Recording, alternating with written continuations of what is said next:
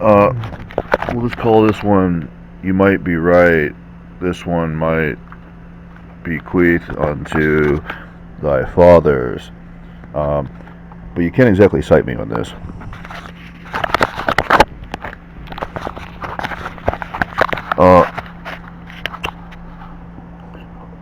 Irrelevant only after they compare why you would build Hitler. That fag sure makes the winner look like a bitch. And then I went through all the other stuff already. This is bigger than orbital mechanics, and it's curing dumb and sharply. You could know in an instant is why I can't save you. No threats to the UFO, except of course they built she's a half made up mind that won't prove anything.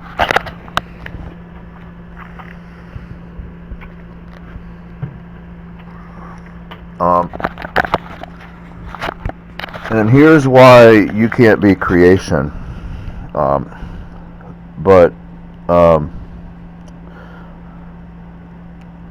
don't know how many civilizations I've probably created ahead of that punchline. Up against, I'm not sure how much of anybody I need to be in front of you for the delivery to impact. He doesn't wind up dead because that's said.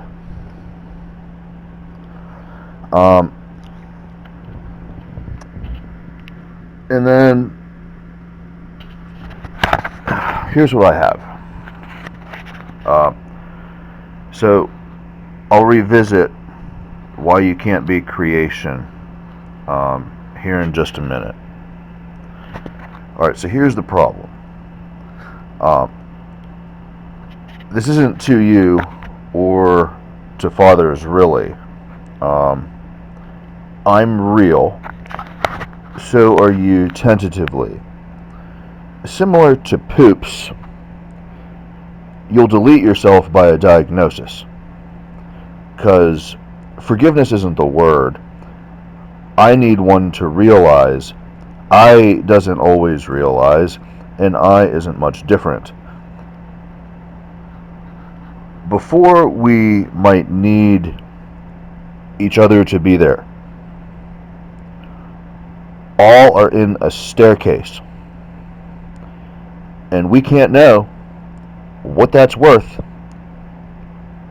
We are lords. Insane, no more.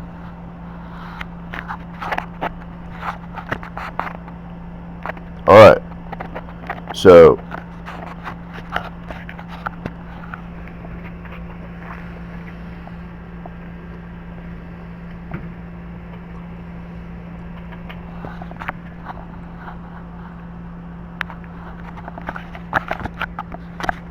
I want to know what it costs precisely that I can afford to bequeath this into a UFO that is my family. I want to know what it costs precisely that I can bequeath this into a UFO that is my family.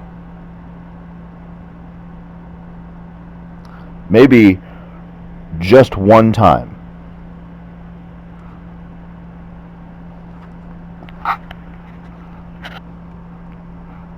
So, no threats to the UFO. And why you can't be creation. And any problem state that exists, quote, none might ever really be aware of how it feels to feel what a problem state in this question realm can't ever be let to become.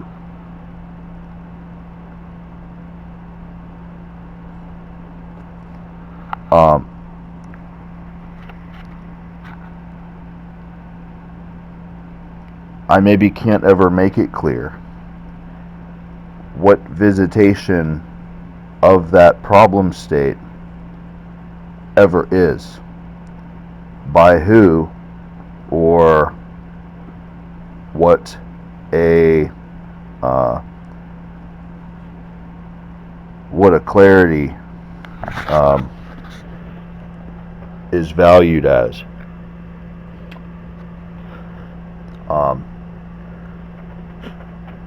I ultimately can't ever delete the priority that why you can't be creation as a concern of relationships of evolution of mind or time or environments carries priorities somewhere near to maybe a UFO, but certainly relative to developed prioritizing chains of bound and of survival antiquity.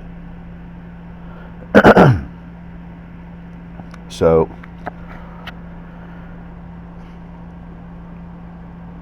I needs to know precisely what it costs to bequeath this, maybe just one time, and why is maybe a mystery. But here's one story about why that is very difficult also to delete in all time, incidentally. And that bitch tried to eat our clock. Insane no more. And that bitch tried to eat our clock. Quote. It isn't about anybody. It's just where I put the quote. I see what Brick never intended, to be honest. Captain Recycle. I work on forever designs, and you doesn't like brain power.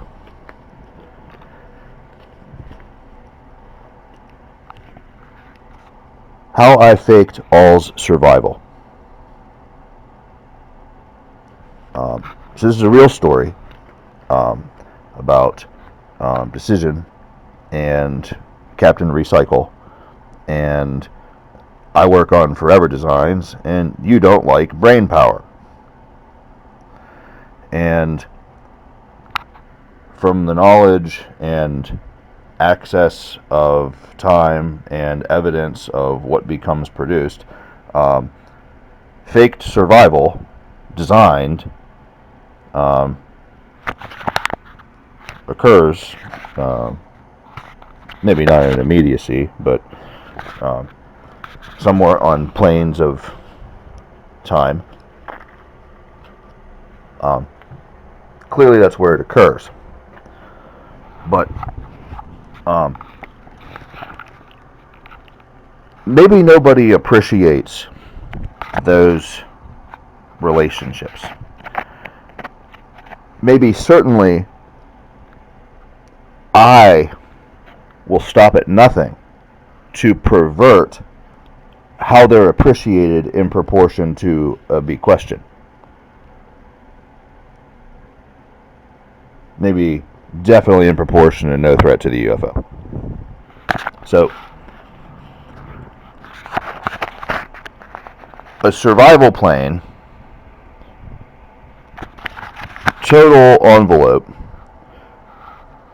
does or does not serve dishonesty total of that problem state.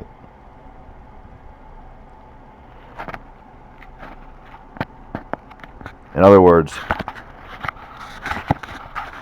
I that create planets approach having an endless stockpile of incidences, simulated and real memories, of I stopping at nothing to pervert or complicate those problem dimensions. I maybe have an approaching infinite stockpile of I doing this.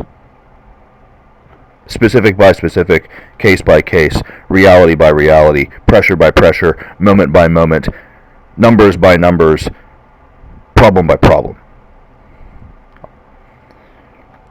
And yet, that's a rather large order to ever try and specify that you hold in front of anything. And with precision. And yet, the stockpile may be vital to any number of incidental potentials.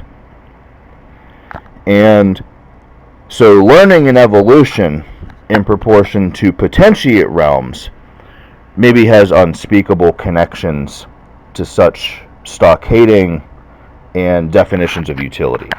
So, not only will I stop at nothing, but anybody that ever attempts or quotes defining utility in proportion to those rationales approaches being no different than I that would stop at nothing in proportion to these types of parameters.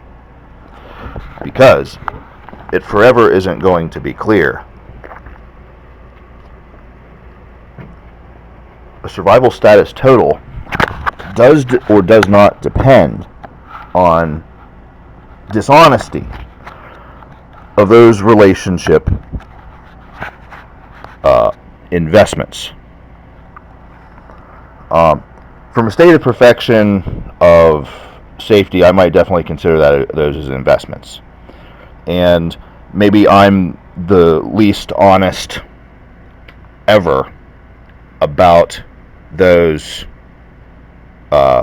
possibilities.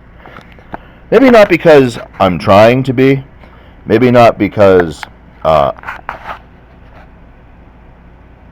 of my own investment, but where I know those things and assume those ethics is maybe very rarely connected to a reality that I am ever able to even prove the true self I isn't affected by to be a true self of those potentiates. And I've got an approaching infinite amount of stockpiled ancestry of approaching that problem in proportion to truth of time course somewhere. These are two definitively different realms of either excitement or priority or even heritage. Two completely different realms.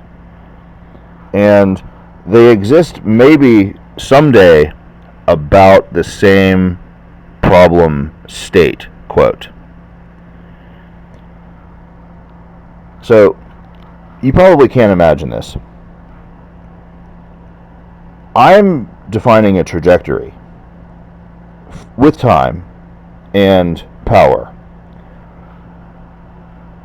Everything I force to be final isn't going to be resolvable by discussion between those two dimensions about their definition of the problem state. The finality isn't going to change.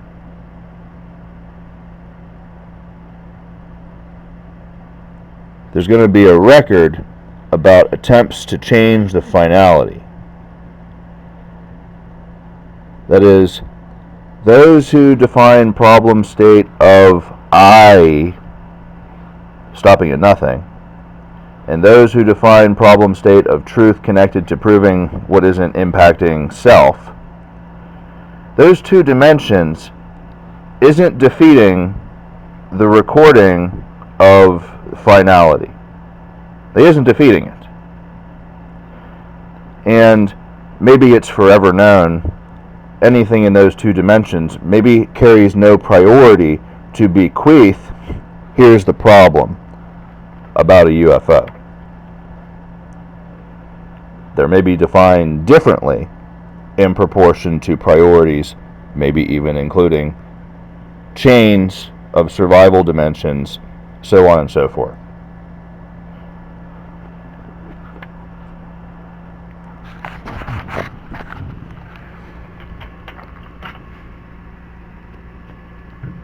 Meanwhile, maybe nobody that knows anything about any of that is casually protecting a potentiate realm from saturation or tolerance bounds that might ever be in connection with finality or dimensions or time awareness. And definitely very tedious, automatic ways of defining these states of residual, because I'm clearly not going to rest potentiate realms' survival longevity on the momentary findings, evolution by evolution, specificity by specificity, causal dependency by causal dependency, world to world. I'm going to have to make very big final decisions about automatic regurgitation realities about potentiate utility. So broad spectrum tolerance ranges in proportion to nearnesses of dependabilities. So where goodness is defined impacts these things. Where vitality is defined impacts these things. Where speed and addressment and quirkiness and syntax are defined addresses all these things. Big, broad, non-incident types of definitions in proportion to potentiate suffrage and things like that. Maybe with the aim to achieve some level of objective, clean opinion about a status if there's ever a problem about potentiate relationships or ongoings of survival planes in time, because if there's an objective levy vantage non-invested in moment-to-moment situations, maybe the opinion doesn't trump any number of utero states of survival, but maybe there are knowns about this in proportion to what to let or what not to let, what to stop or what to pause or what to postpone or what to omit or what to tolerate or what to expedite.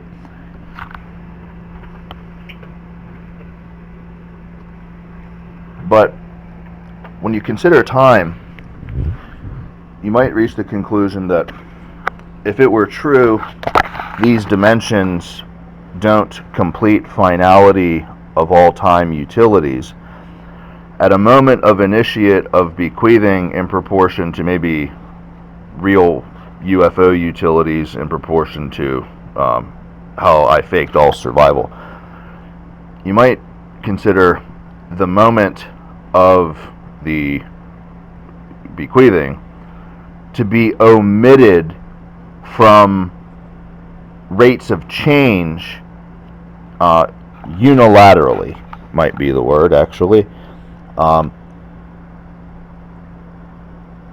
vantageable instruction from anywhere clearly can't trump a bequeathing of these utilities in a uteroid survival plane here. Otherwise, you'd prove dimensionally the survival plane does not depend on an honest creation of chains of survival envelope. And thus, no problems to the UFO is a fallacy in proportion to all administrable time exchange. So, before any bank or warehouse of time exists to look at the dimensions of a planet, these problem states are considered in proportion to their unilateral ability to not need fallacy of those predispositions to need to carry loads of those puddings of truth. For instance, I'm not claiming any world exists with a clean bill of totality, that puddings of truth aren't a problem dimension that is chaotic and maybe false in any number of dependencies. I'm not making that claim. But to design truth put without that fallacy, things about these concerns would be held near to finalities in proportion to vantageable objectivity, in proportion to dimensions of potentiate exchange. Those problem statuses and limits in potentiate would be preconceived, tolerable dependencies depended on by what if in the first place, or in the ideal place, or in the necessary place, or in the real status place. Things like the captain of a vessel is exchanging at a priority with other forces of priority, the helmer of a nation, yada yada yada, the designer of a specificity, the father of a family, the domainer of a region. They're all very similar dependency potentials. The relationships are maybe nowhere near to similar at any point in time, and the exchanges are maybe nowhere near to co-equitable in any number of senses. But you approach totaling, you approach lies. You approach totaling, you approach simplicity. You approach totaling, you approach sharings of opinions with unforeseen consequences in proportion to anything. You approach totaling, you approach defacing anybody that believes in graces of totaling, or bigness of totaling, or finality of totaling. And these are all very specific. And apathy in proportion to survival planes or faith, ways of life, and design, these are bignesses that are maybe very difficult to adapt, very difficult to depend on, very difficult to assume things about. In other words, maybe I create limit of finality, and I do it between heaven and earth, or the divine and the undertow, between Satan and everyone else that's a cunt. Maybe I create finality between these two things, or unlimited amounts of things.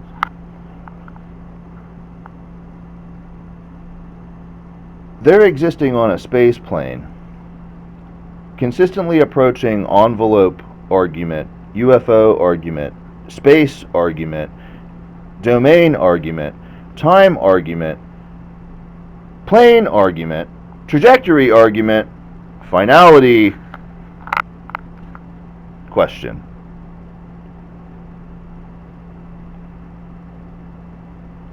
All the meanwhile, anybody that approaches bignesses of totalings is consistently, or maybe inconsistently, developing and retaining facets of their heritage, facets of time's heritage, and facets of creational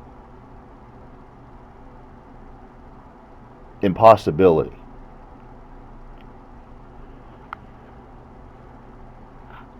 Personally, maybe I don't expect any bigness to sympathize with creational impossibility. And maybe they're all creators. Maybe they have no idea what I'm talking about. Maybe there's a reason for this.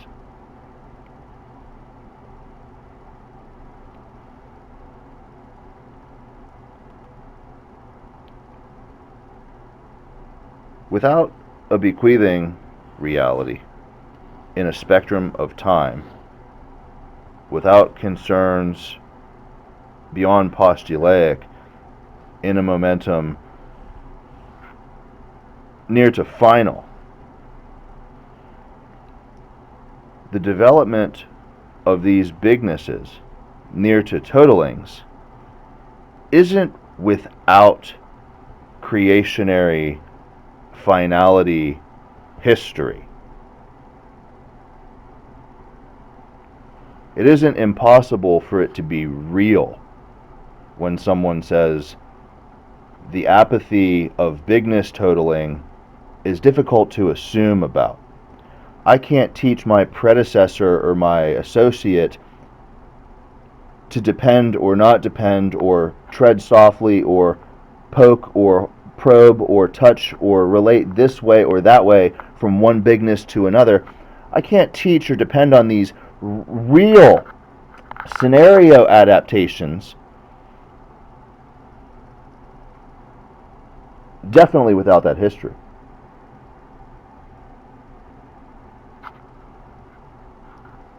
Fallacy of threats or assumption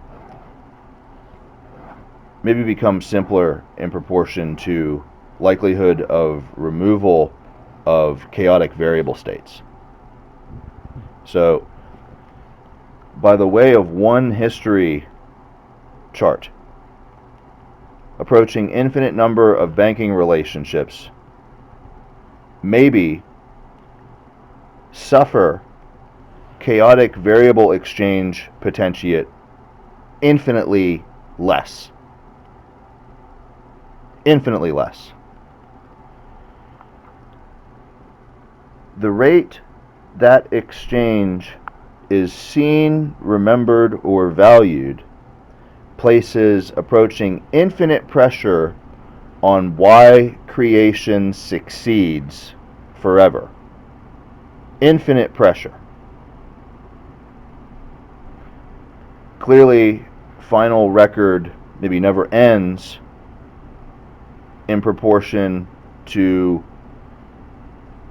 where the pressure is fortifying for a unity or a course or a way or a method or a leaning or a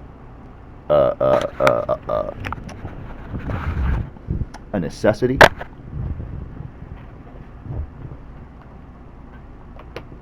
And here's the conversation, is the point. The history chart is here. The conversation is now. The origin is relative. Here's the conversation.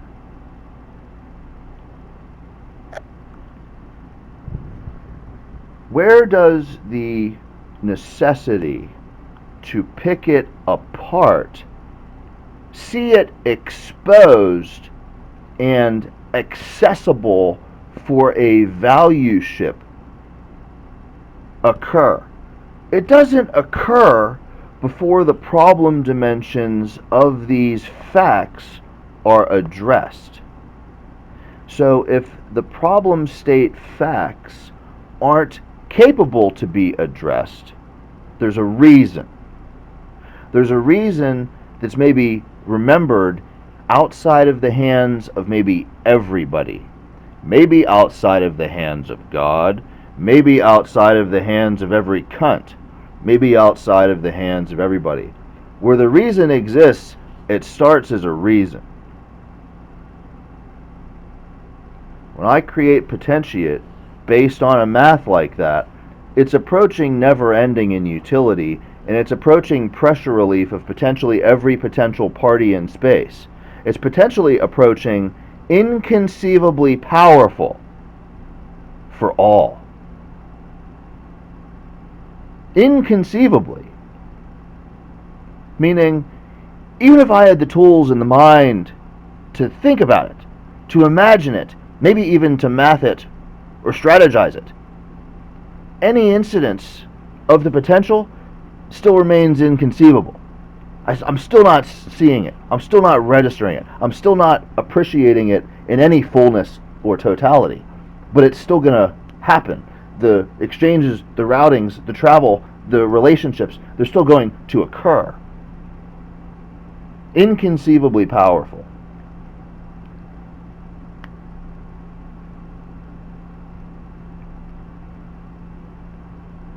Now clearly,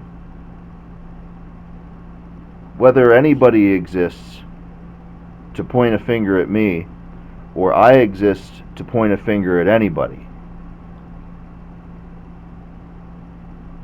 somebody in our ancestry that has worked on inconceivably powerful logistic clearly didn't develop a planet to place how I faked all survival. And inconceivably powerful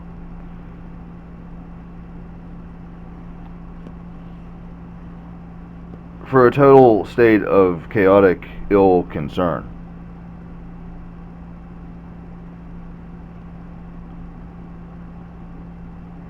So things need to happen when these subjects are discernible.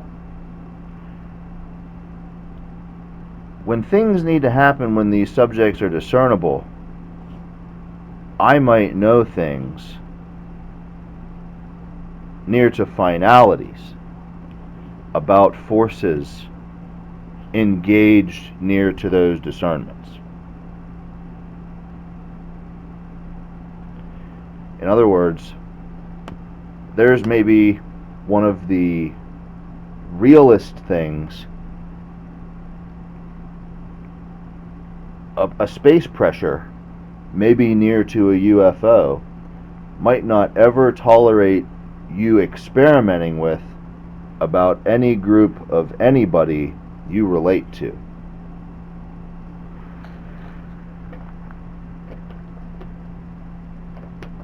Because maybe there's no region of space that deserves to inherit. That's a toleratable experiment.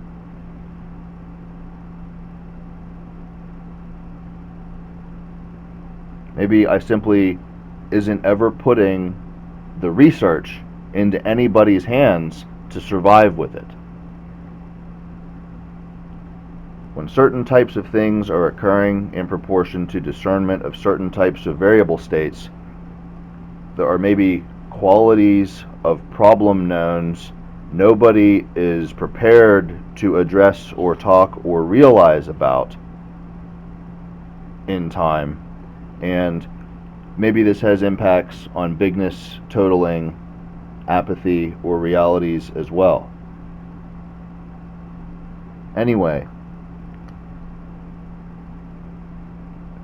it's hard for space creation that forever approaches can't be this, really. here's the conversation. Can't be this.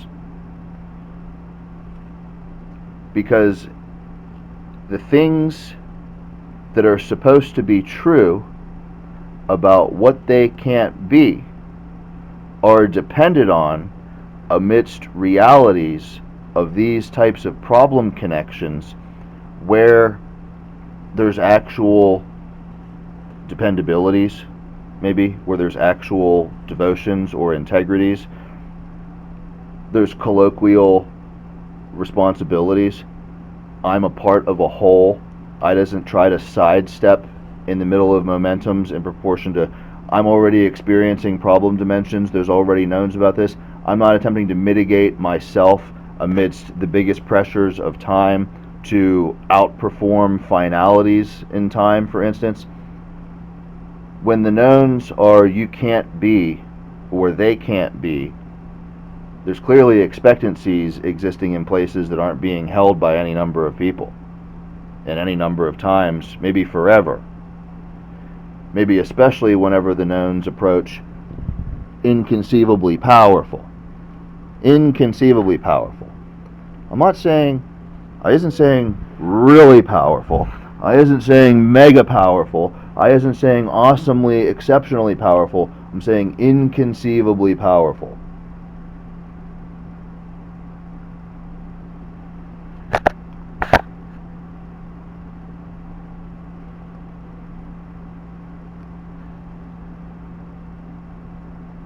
The learning stabilities of a mind are evidenced by whom?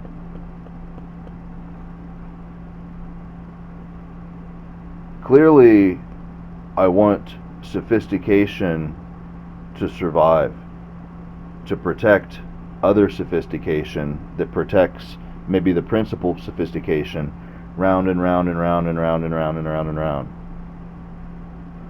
And maybe there are ways to vacuum these wants. Maybe there are ways that envelopes and survival planes enshrine their environments from threats or outside influences approaching problem dimensions that wreck their space plane. Maybe these are all potential truths. The stability of the learning of a mind has more to do with inconceivably powerful dynamics than any designer of a mind is ever going to be fully prepared to admit, maybe to tolerate, to war, or to expect.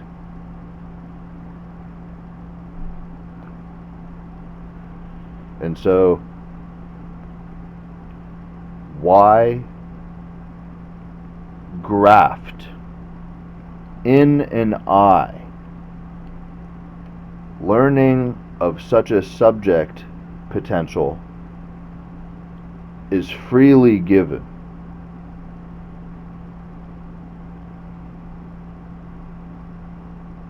If I'm space creator looking at a trajectory, no problem to the UFO, and how I faked all's survival isn't going to be a problem state for these people and their survival. Why will I tolerate grafting these perspectives into an eye, for instance, to protect any learner of any size or age of these considerations? Why will I, space creator, tolerate this? See, it's a most impossibly important question. And everything about the question, every environment isn't evidencing its dependency on. You might find such a conclusion nears bigger than all gods, nears bigger than any number of space plane, nears bigger than any amount of banking of timed evidence.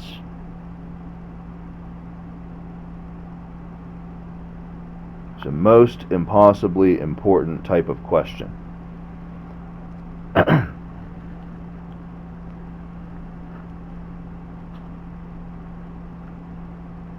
Maybe it isn't infinite. I shouldn't expect the grace of my learning path, opportunity, to be infinitely giving just because I'm on it, just because I've touched it, just because I'm a part of it, just because I'm excellent and things will carry my excellency. Maybe I shouldn't expect to be infinite.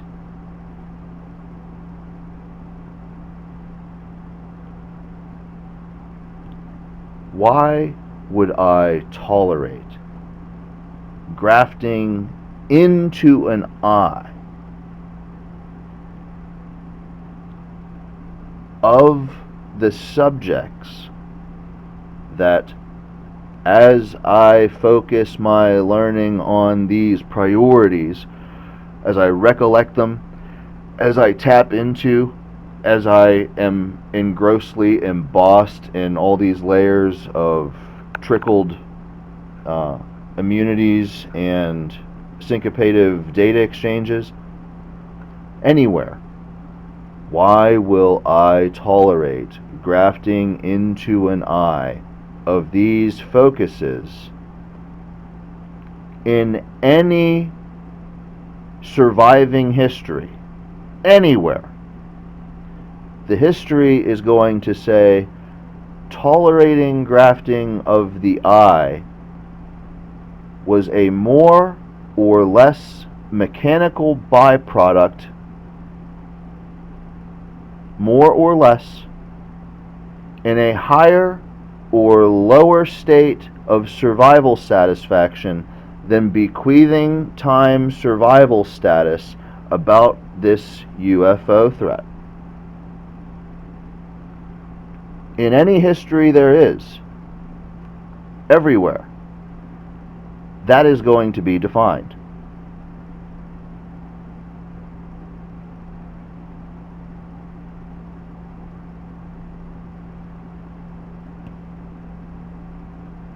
Because every trajectory that is created from a space creator laboratory is going to run directly into the status of those simplicities forever.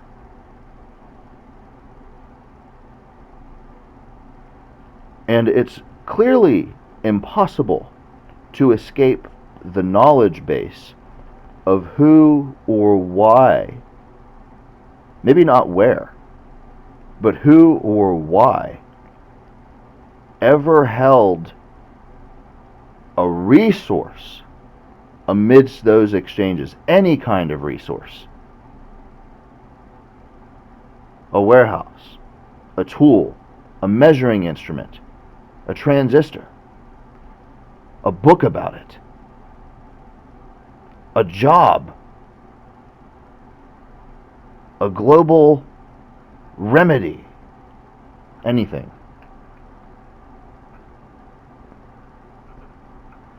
Clearly, who and why is an inescapable fate of those relationships in time.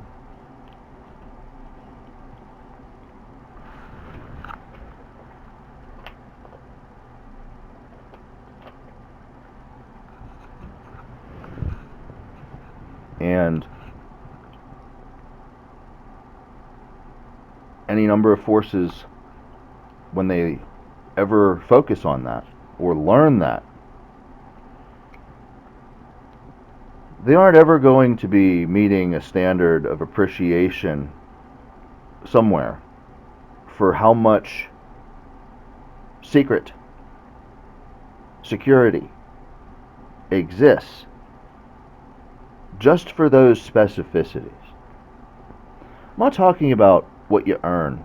I'm not talking about how old you are. I'm not talking about where you've been or how important or how loving or how good or how creative or how excellent or how necessary anybody is.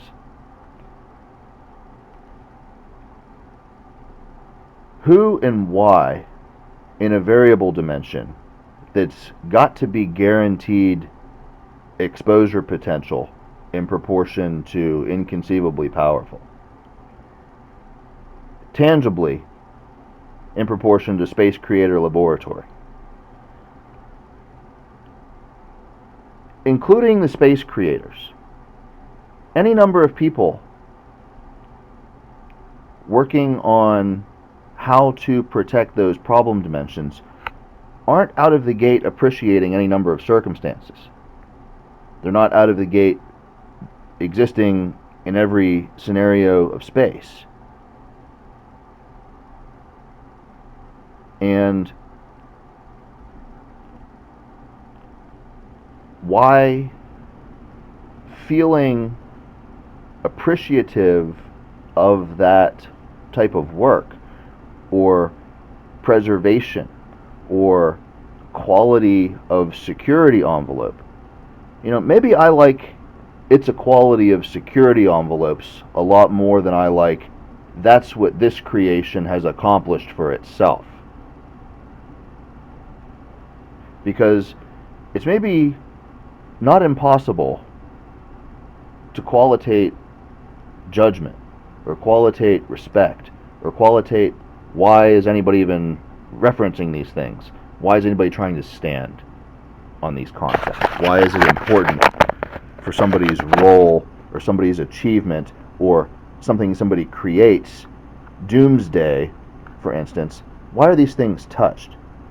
You know, knowing who and why maybe yields all sorts of insights in proportion to threats and deemable qualities, but the administering of any amount of energy about that is maybe always standing on my bequeathing. It's maybe always standing on the respect of a mind to learn. It's maybe always standing on an infinite amount of variables in a resultant. Meaning, I give a trajectory. I protect or save survival. I work on new and old and creative and visionary and none of the above, all at the same time when I enshrine limits of these calibers in a survival envelope. And I do it for a survival plane. I can't maybe say how successful or appreciating or loving or respectful any time or anybody or any survival status is going to be about these facts. But I maybe always know these facts are constantly approaching out of their grasp to make final, to make theirs, to make positive in everybody's eyes. And I always know clearly the totaling bignesses in relationship to these things clearly aren't getting as much love as they might, or as much help as they deserve, or as much sympathy that otherwise could be if. I maybe always know these things in proportion to potentiate somewhere in time through all time. And who knows how anybody plays a part or commits or enshrines or shepherds anyone in proportion to these relationships in time. There's dependability all over the place. Remarkable needs of creation are difficult to know are respected thoroughly for anyone, especially for a totality. You know, I make these points about who and why, and who knows who already sees or has been places where they've depended or is starting a doomsday production or just isn't isn't. And the demunionizing, the eradication, the closed doors, the locked chain, the irreceptible, can't focus on it, can't hear it, never happened types of things.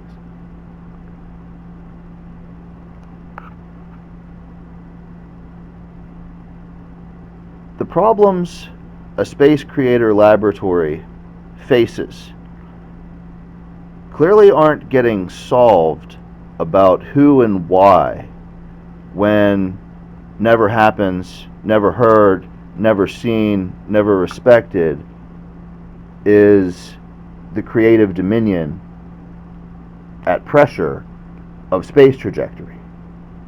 And forever I should know, where I protect potentiate realm based on these problem dimensions, there's an encroachment factor about those graces forever in possibility looming. Because maybe my position about these possibilities isn't with a survival ethic. Maybe it isn't with a specific time. Maybe it isn't with a knowledge. Maybe it isn't with a group or a religion or a status or a type or an everybody or a world. It could any number of things it's without.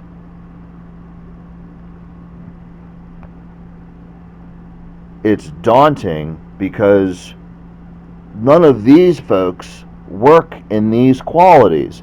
It's irreverent because the possibilities of the discussion are just creating more problem states for this, and this, and this. If. Bigness sympathies deleting themselves out of relationship to shepherd.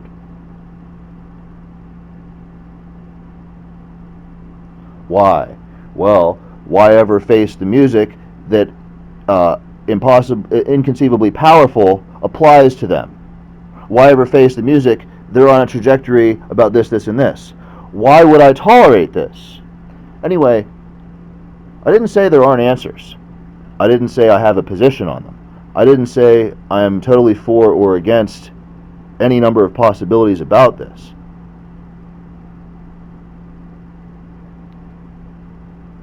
But these questions have answers. They have answers that have been answered for the sakes of forever, that have been answered for the sakes of survival planes, and definitely for the sakes of potentiate. The questions have answers. Doesn't mean that anybody needs to touch the answer. Doesn't mean that anybody needs to go out and grab it. But I am certain these questions have answers. And they have answers in proportion to grace. They have answers in proportion to growth. They have answers in proportion to threats. They have answers in proportion to likelihoods and probabilities. They have all kinds of answers. All kinds of off-the-wall answers.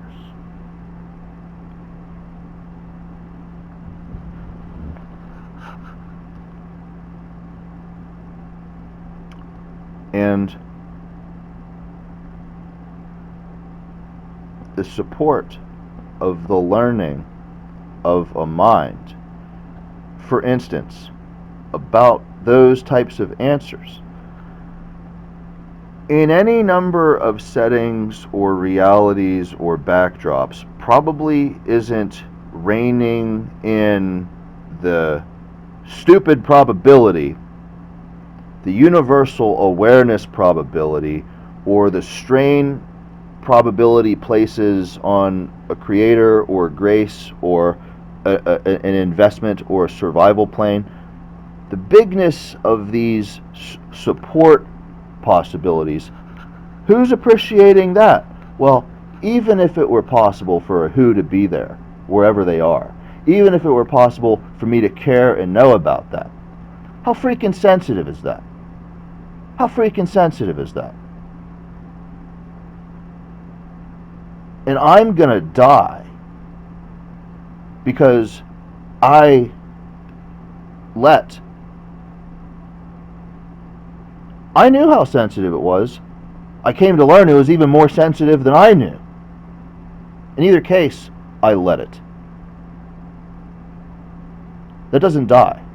I might die. That doesn't die.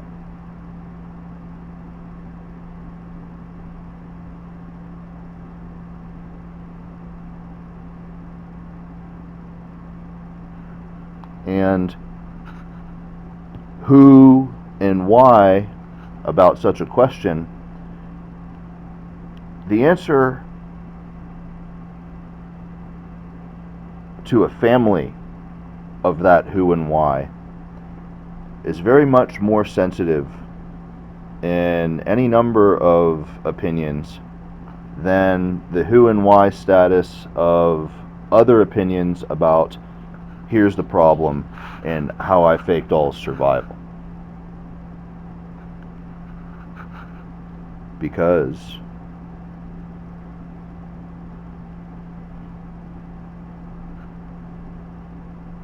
support of the learning of a mind possibly produces or yields ethic, tangible ethic of real-time statuses in proportion to questions that have been answered with a history of those relationships where the history of that focus of priority, even if it dies, it maybe doesn't ever die also.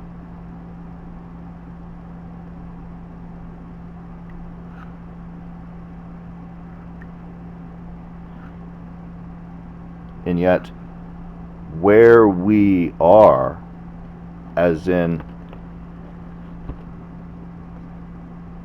where we are,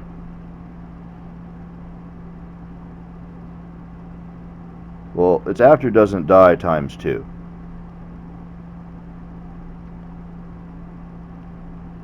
Where we are as a postulate is one of the most damning considerations of empathy and entropy.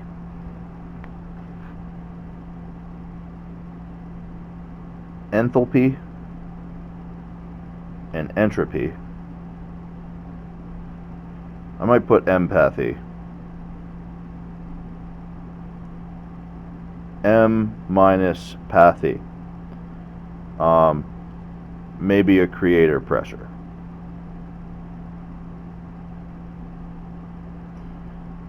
So, where we are, as in, tomorrow's going to come. This happens all the time. Here was the reality, it's now tomorrow. What we're expected or what we need to be in tandem to universal survival. Where we are is clearly different tomorrow than it was today.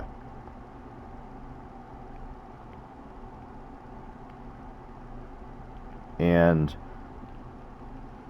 maybe none of us, look, I may be the hardest person of all time to kill with an ethic of faking all's survival today.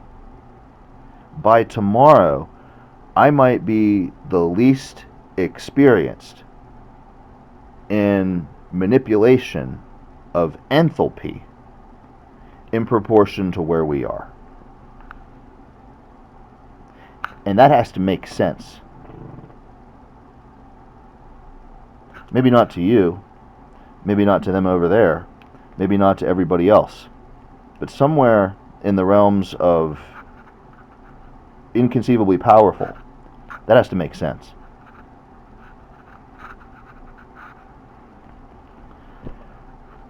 I'm just going to write,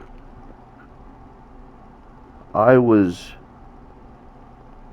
near there, almost inconceivably powerful.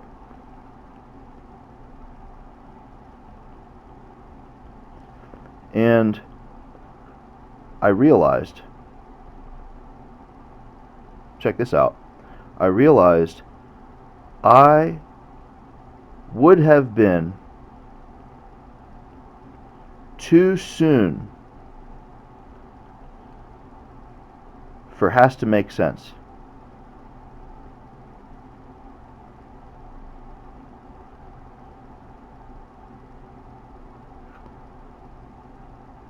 That enthalpy manipulation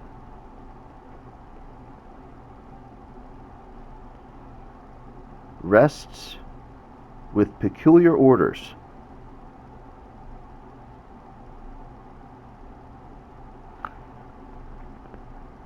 I'll read it again. I wrote this as I said it, but I'll read it.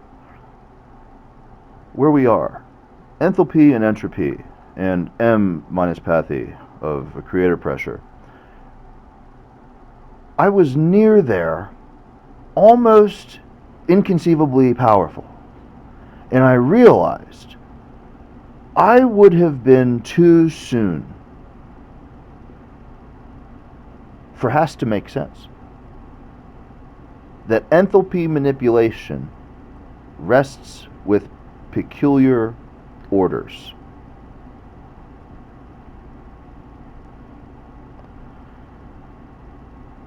Now,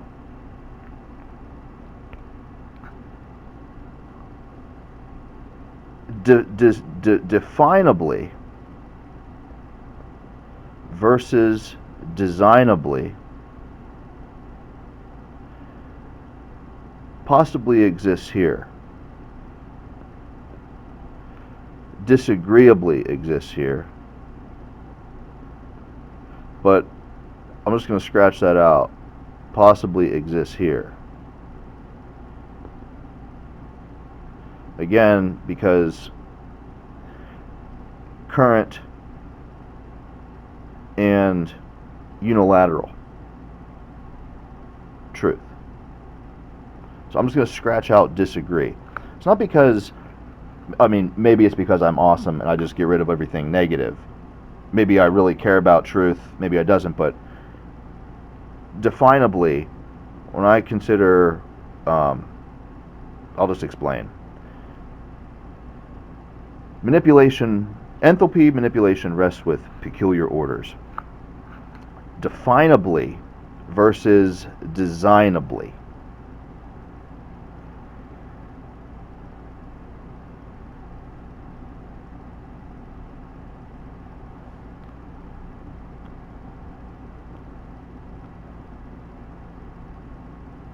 Apathy and ethic maybe fall off the table.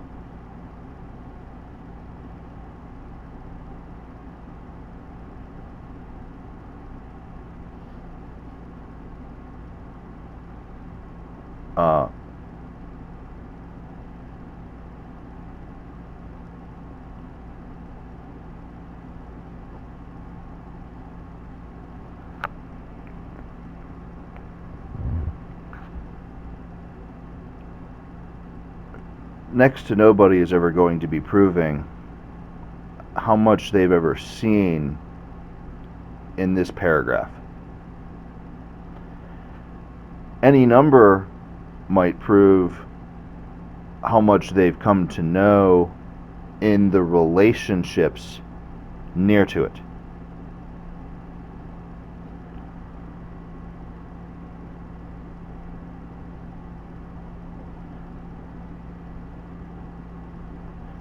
And it isn't a nature, it's a foregone conclusion. Next to nobody is proving how much they've seen in that paragraph. And maybe anybody, clearly sophisticated, maybe anybody is proving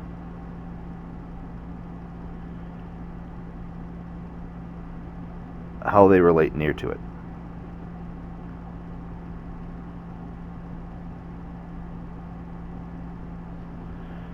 It's a foregone.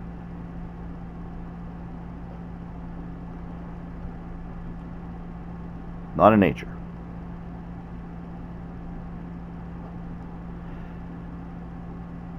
For instance, I know next to nobody is proving how much they've seen relative to that paragraph. Doesn't matter where it is, quote. It always matters where it is. It always matters who sees it. But potentially, never matters where it is. Never matters how old they are. Never matters how good or how perfect anywhere or anybody or any time is. The paragraph relates to truth. It relates to utility. It relates to knowledge. It relates to means. It relates to process. It relates to knowing. It relates to sight. The paragraph is maybe timeless. Quote.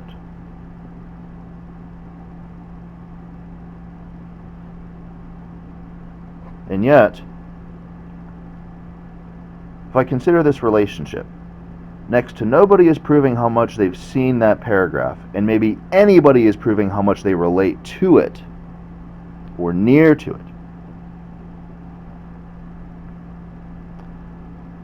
I talk about support of a mind at an instance of bequeathing near to. Is anything on the timetable of the celestial survival plane more significantly valid to survival concerns than this incident? Maybe you see me. Maybe you see a father of a paragraph.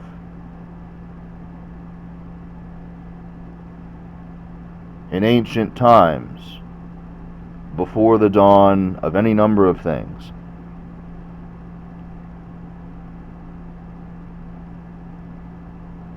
doesn't matter who sees it. Doesn't matter how old they are. Doesn't matter where they are. None of these things matter. The learning that is actual, the apathy that is actual, mechanized apathy and ethic maybe falls off the table, where definably and designably are coordinatedly sympathetic of a timeless paragraph in timeless utilities. You might say timeless philosophy maybe exists in realms that are hard to suggest a survival plane inherits at any immediacy. Maybe this is good for divinity. Maybe this is good for creation. Maybe this is good for all time.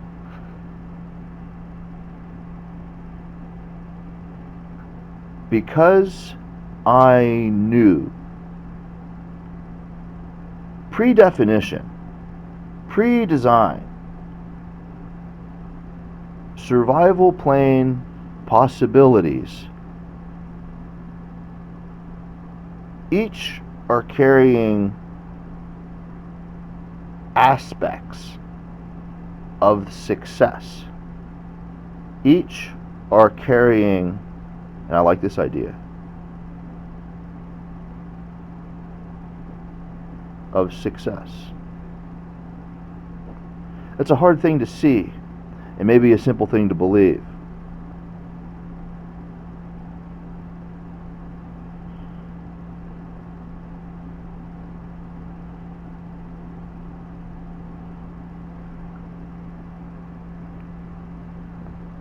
Each are carrying aspects of success. I think about that. I say, if I'm alive, bequeathing to the UFO and discussing how I faked all survival amidst these real dimensions of liberation of fallacy, among other things, quote, as in, among other maturating concepts, if I'm there talking about these things, who knows how much is falling off the table? Maybe nobody. It's maybe calamitous. Who knows how much vision or feeling anybody has about these contexts or pressures? It's maybe difficult to know or see, but the pain,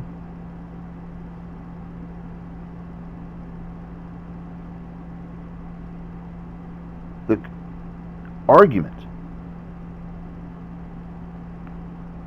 the thievery, the killing, the leaking, the pain, the argument, the thievery, the killing, and the leaking. I can define flow of each of these potentials in proportion to solution courses, in proportion to the real state. In other words, maybe there's 1,000 different people. They didn't create this. They didn't even have the mind to make this conversation happen. They too are each carrying aspects of success.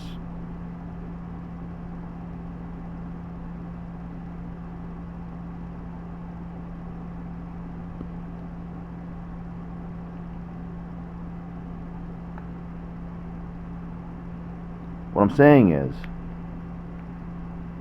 whether I preach about it or I discuss pitfalls of simplicity of belief, it's besides the point.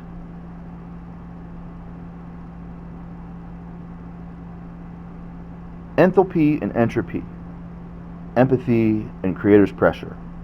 I was near there, almost inconceivably powerful. And I realized I would have been too soon for has to make sense. That enthalpy manipulation rests with peculiar orders.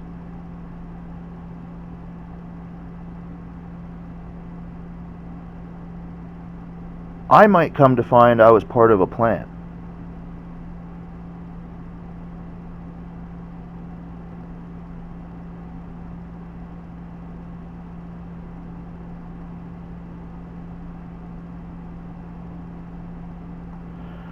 I might come to find I was part of a plan of record or merit or sequence. For instance, how I look at too soon, or the words I shed, or your relationship to now with me on our survival in proportion to want. And I'm going to put versus want, because I've known that forever. Anybody might not like that because it's suggestive that there's going to be a problem, but I'm writing it.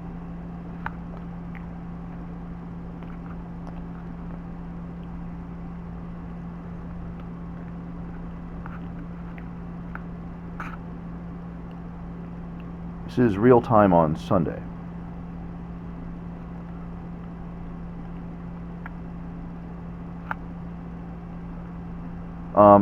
So here's an example. I've got myself in every real time on Sunday.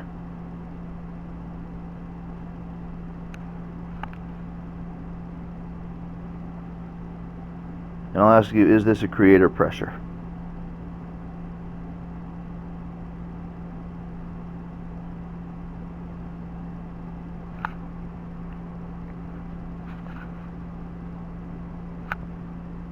It's a hard thing to see.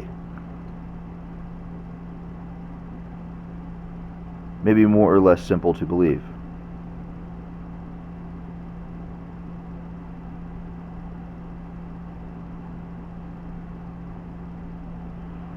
I'll extend it.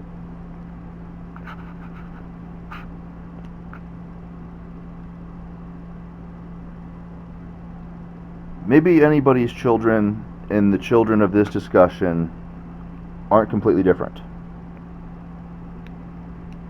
There, I've extended it. Maybe there are relative energies about everyone that are headed someplace, maybe to live or to die. That simply. Any or all environments they're going to exist in relative to now, maybe belief is going to come on the table. By the time belief comes on the table,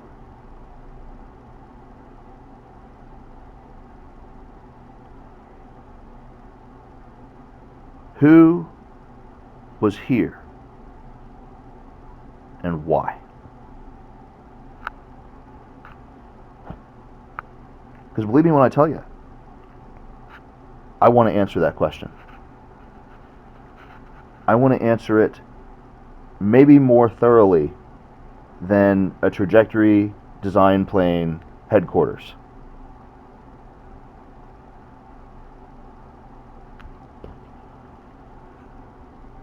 Believe me when I tell you.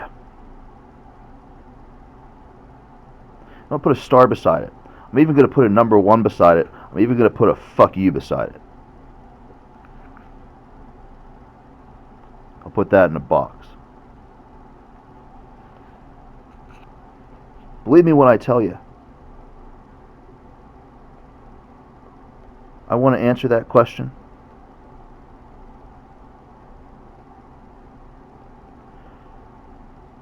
Maybe more thoroughly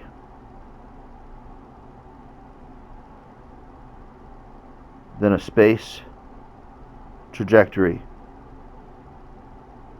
design laboratory.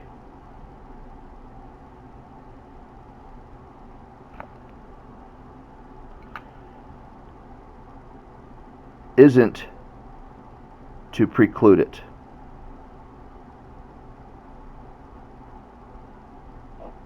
That must be true.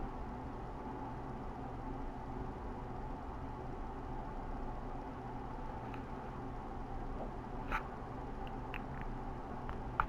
two separate.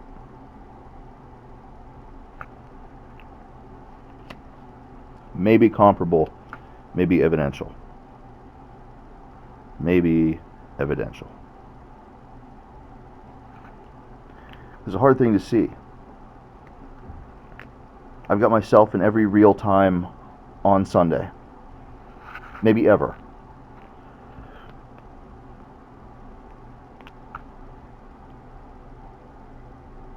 Who exists equipped to place a statement about whether or not this is a creator pressure? How thorough are they expected to know anything after any such type of concession or confession or view or vantage or viewpoint? And put denial of life,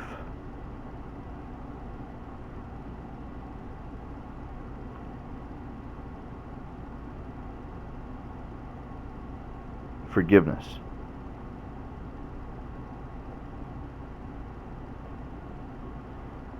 That is, I don't know who's lived and who's died. I don't know how many. I don't know how insignificant. I can live and I can forgive. I can also not forgive. I can forgive or not forgive directly in proportion to what happens tomorrow.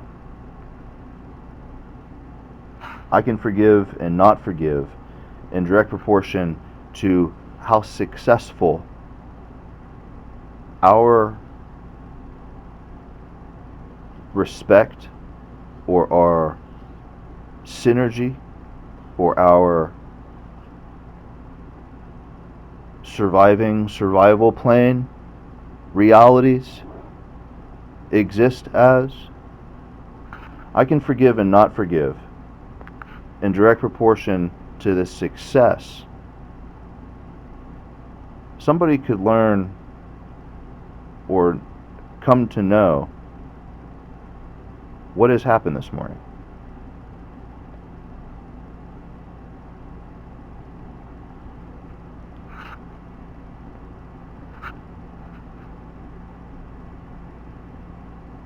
I myself might grow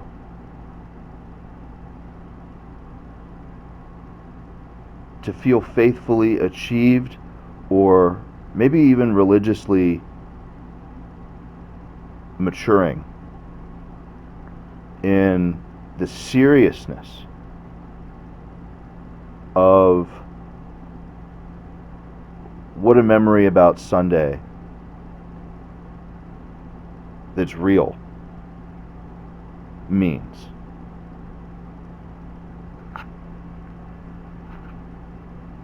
I might live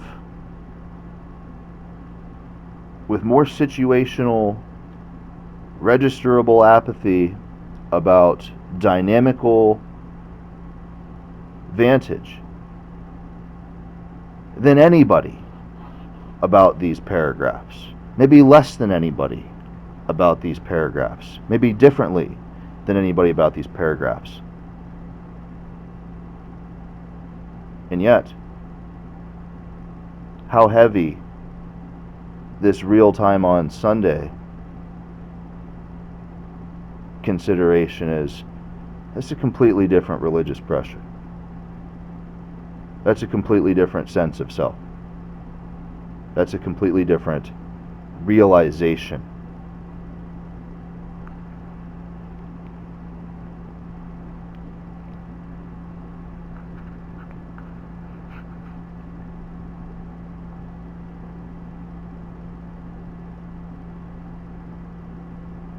It's hard to say that pain or argument or thievery or killing or leaking survival vitality pays for knowledge to survive, garnering success about real time on Sunday. Hard to suggest that it's the pain that pays for it, or the argument, or the thievery, or the killing, or the leaking of survival vitality. And it isn't impossible to conceive that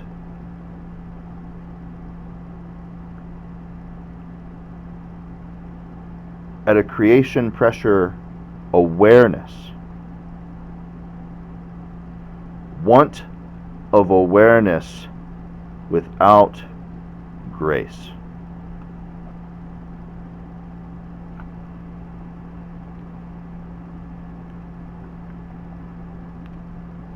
It isn't impossible to conceive focus of these types of relationships,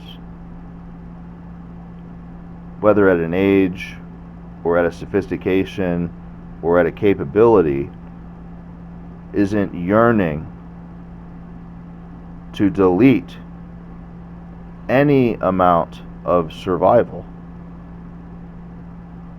that disagrees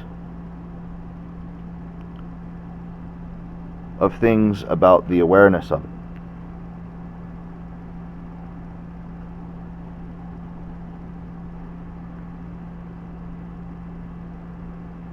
You know, how fashionable your ministry is.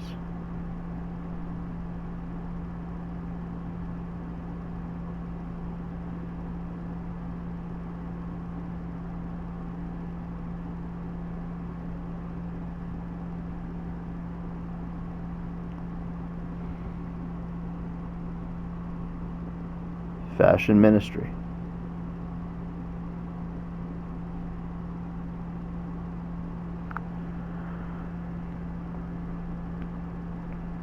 Someone might guess that a fashionable ministry might preclude a space trajectory design laboratory.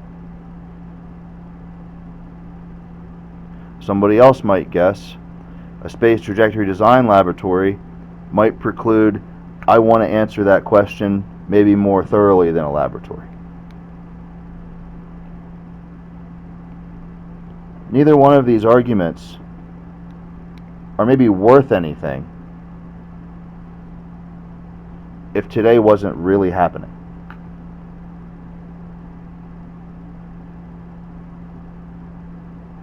And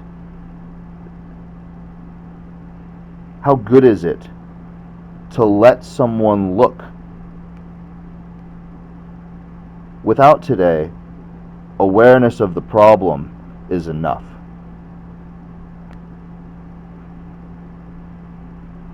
Because if you're the most powerful force in space, you definitely need to know the incidence rate. Somebody has concerned themselves with that. Because you're maybe the first force that isn't solving the problem state of what happens amidst those answers. And who knows when you learn that? Who knows if it ever sticks? Who knows how much it matters to a civilization or all time?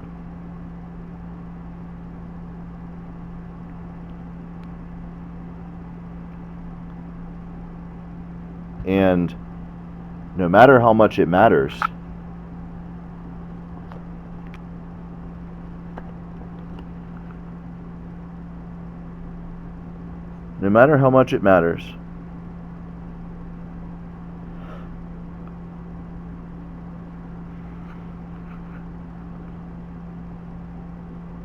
how impossible should communication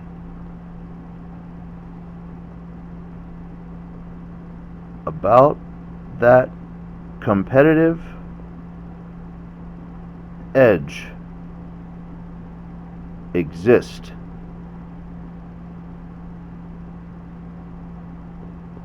about a space lab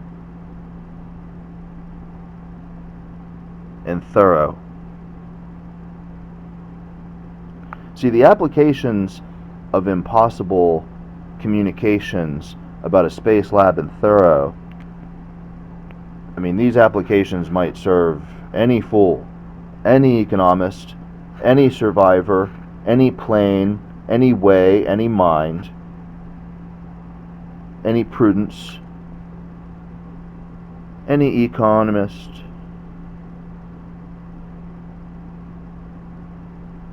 any prudence,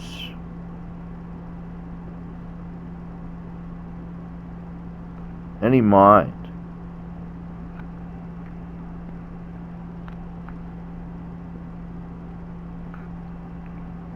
But you might find, because I'm going to tell you,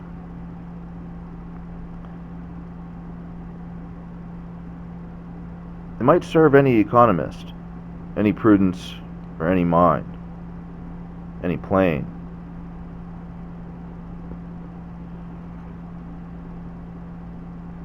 But the most powerful answer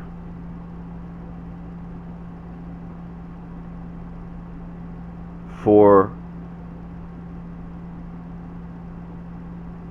all but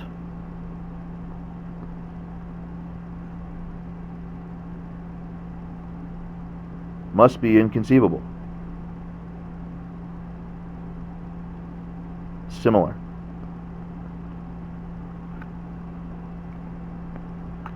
The most powerful answer for all but must be inconceivably similar.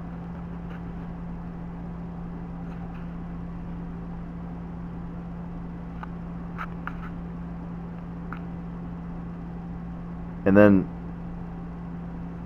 you have you won't have it, you won't have it. That's what you have there, because it's true. Somewhere it's true, somewhere it's a problem, somewhere it's serious, somewhere it's potentially fake, somewhere it's dimensional, somewhere it's dynamic. But then you have you won't have it.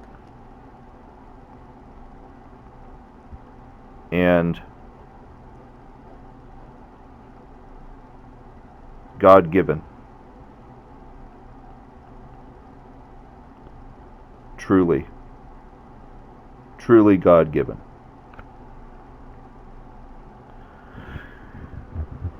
Because must be inconceivably similar. Well, you're going to fixate on the visitation to that concern in proportion to the facts that some of you have to wait in time for things to be proven, for things to be real, for things to be relative, for things to be present, for your own achievements maybe to be recognized, or for your own realnesses to be seen. And what you have here, I'd say things. I'd say you have dimension, or you have potential concern, or you have, what footsteps or what smart moves or what type of loyal or dedicated or wise philosophies you might have after inconceivably similar. And by the time you start comparing these things, by the time you start assimilating what it means or how important or how disgusting or these concepts might be at any point, whatever you're going to, you won't have it. And some of you know things that maybe should never be spoken.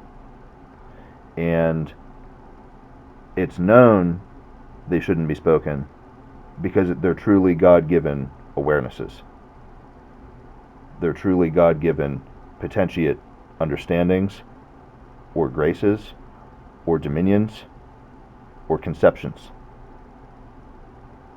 So some of these forces may come straight out of my body, straight out of my footsteps, straight out of the fathers of antiquity, straight out of the destiny forecast of what isn't going to die. Some of these givens are coming straight from the heart of Thy Majesty that is life, in the pursuit of more of it.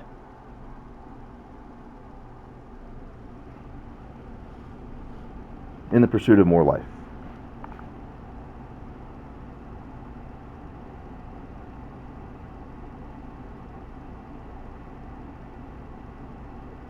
But it's written in the pursuit of more of it.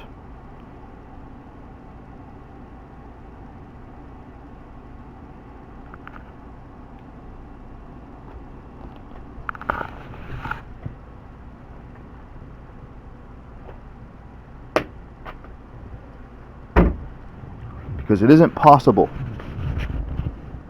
for me to just be everywhere in space, ready for everything that could ever possibly be.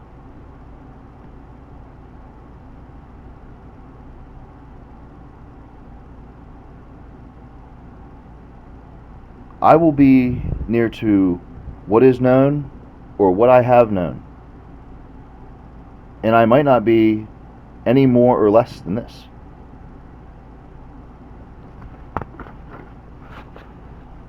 There's a grace.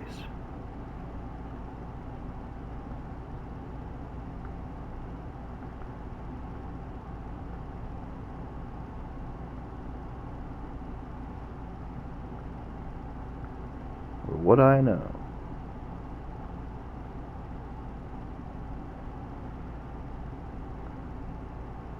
And I might not be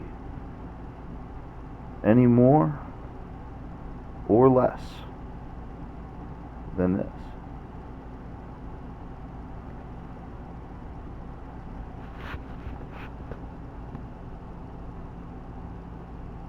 And not all things. And not all possibilities.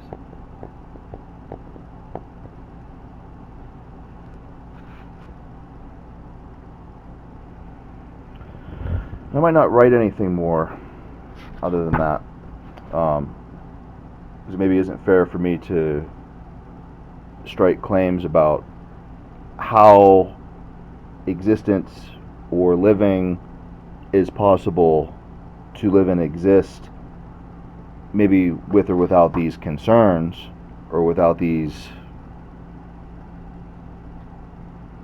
success inclinations or contributing ethics in proportion to time.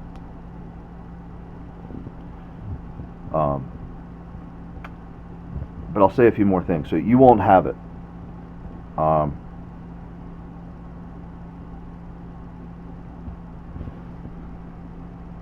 Somebody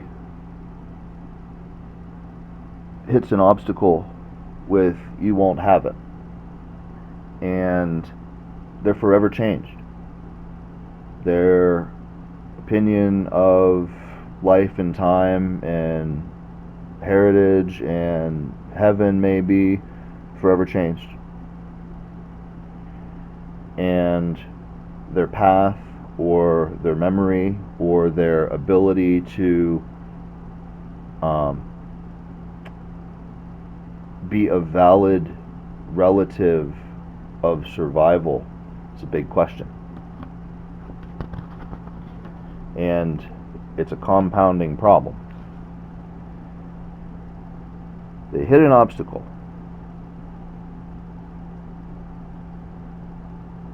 with "you won't have it."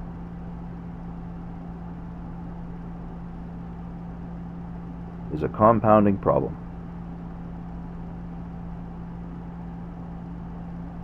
of heaven and family of survival.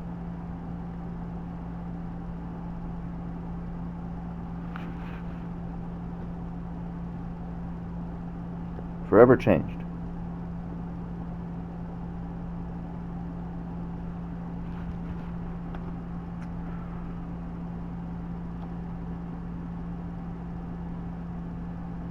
Here is maybe the most wicked reality I know.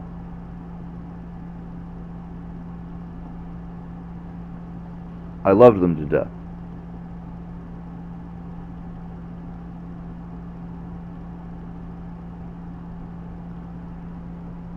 I loved them to death, personally.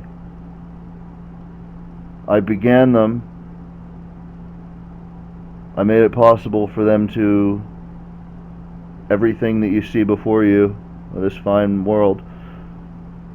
And today I've loved them to death.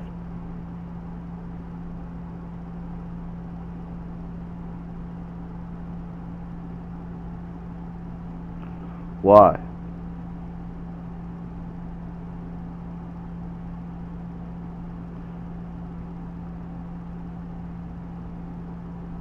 Well, you bake a cake.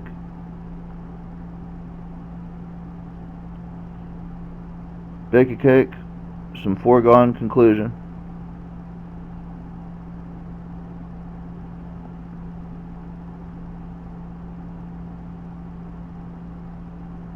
And brown sugar. Bone sugar. Bone sugar.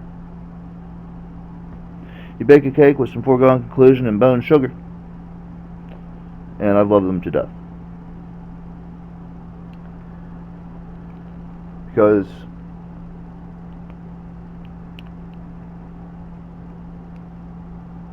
I clearly isn't going to be everywhere, at every time somebody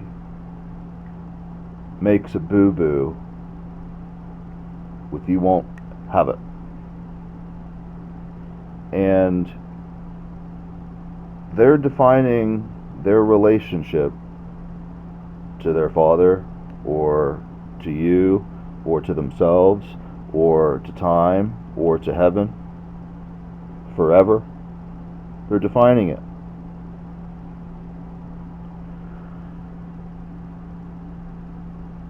They might be aware enough, you might be aware enough, that "you won't have it" has a relationship to these things I've said and wrote here today.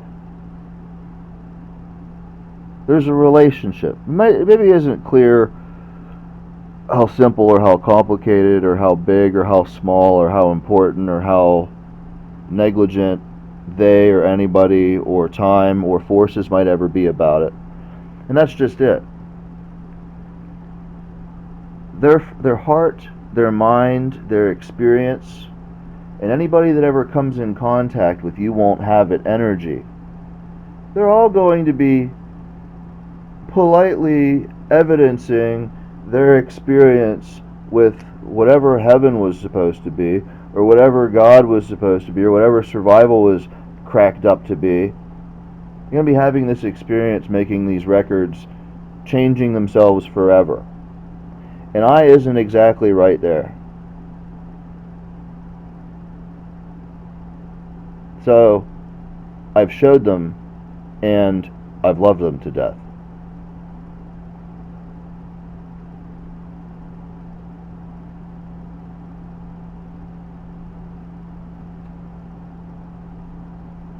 Quite literally.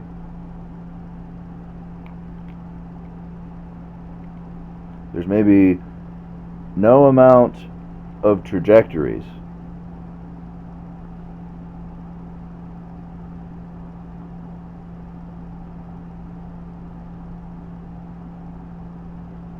and this will change your perspective on a priest for sure, or on a monk, or on a elder, or on an angel.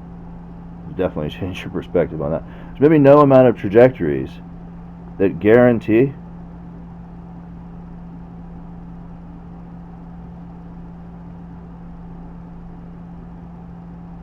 the faithful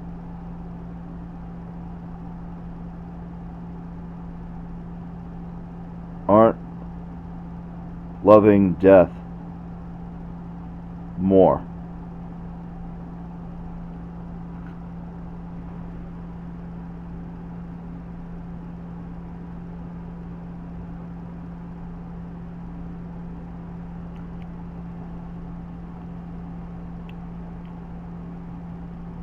You might call it superfluous.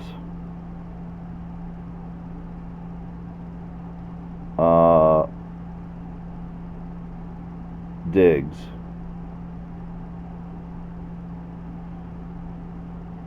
You might call it superfluous digs. I might call it superfluous digs. You might simply call it superfluous. But maybe that's neither here nor there. And I've showed you.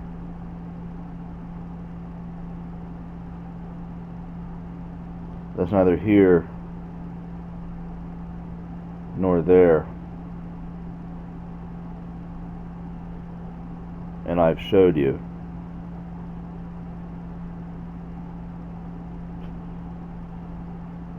I've showed you is definitely right up there with "you won't have it," because I'm going to remember I've showed you, and I'm going to remember it differently than anybody I've shown, and I will be there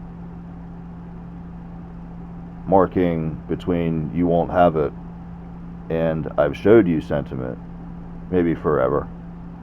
And the last thing I want is probably someone to try and experiment on this, because it's not going to be anything. But it's maybe superfluous. You might You might also find that the amount of trajectories to be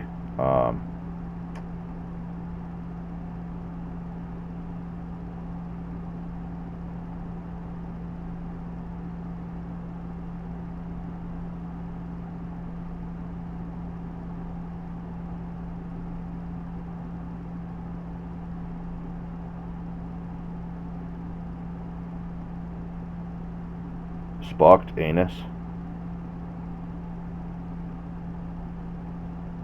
like the Star Trek. I find it to be Spocked anus.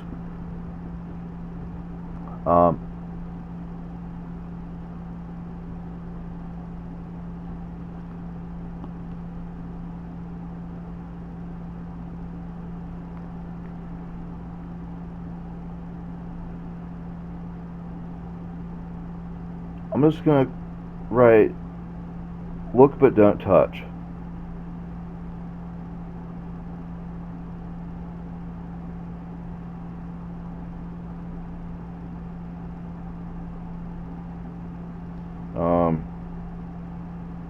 Maybe till it's clear what a mission is.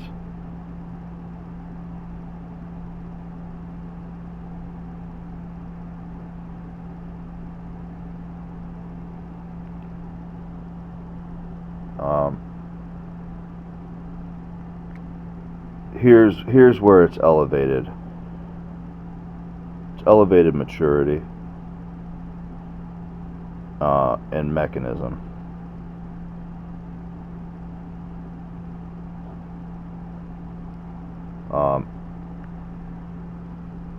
All the forces at work and play in between experience and the real factors and learning maybe isn't. It's probably the least righteous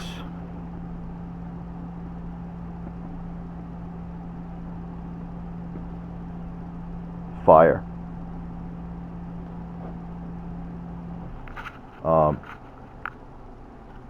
Because today I have real time on Sunday, and I have approaching near to all terror trajectories of contemplate and wisdom that may ever be in all time. And I have a lot of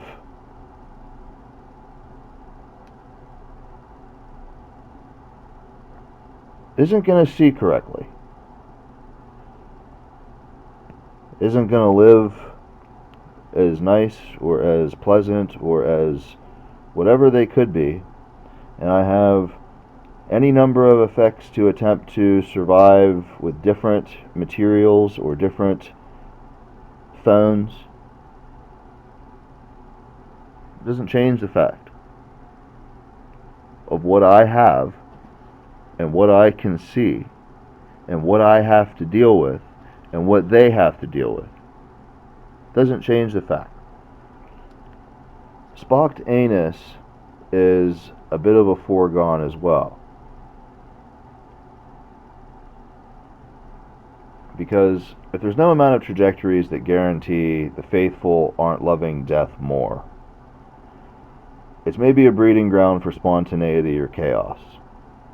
And it's also a reality of wisdom, and that wisdom clearly relates to Space Lab potentially, and it clearly relates to divinity potentially, and it clearly potentially relates to life quality and what is possible to accompany by grace or by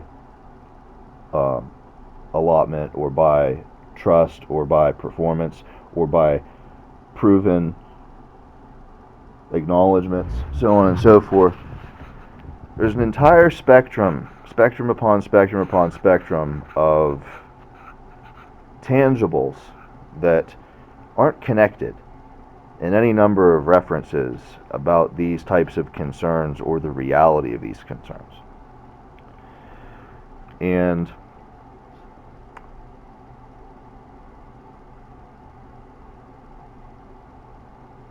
how sure a faithful person is in proportion to all time, to hesitate or trust their inclinations or their gut or their maturity in proportion to their path of relativity.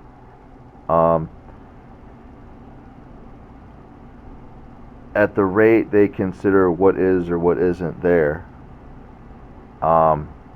happens in proportion to the rate that I might ever want or not want them to be there, or the rate by which what they learn or how they see I'm impacting, or I'm changing, or I'm developing.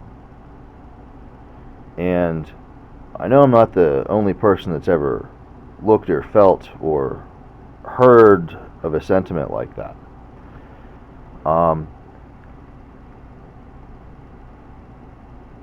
But it's like the least righteous fire, because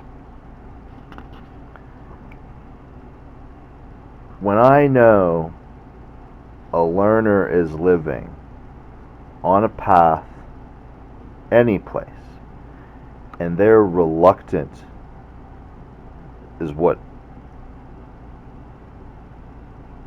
the mechanized tree will breed. It will be a reluctancy.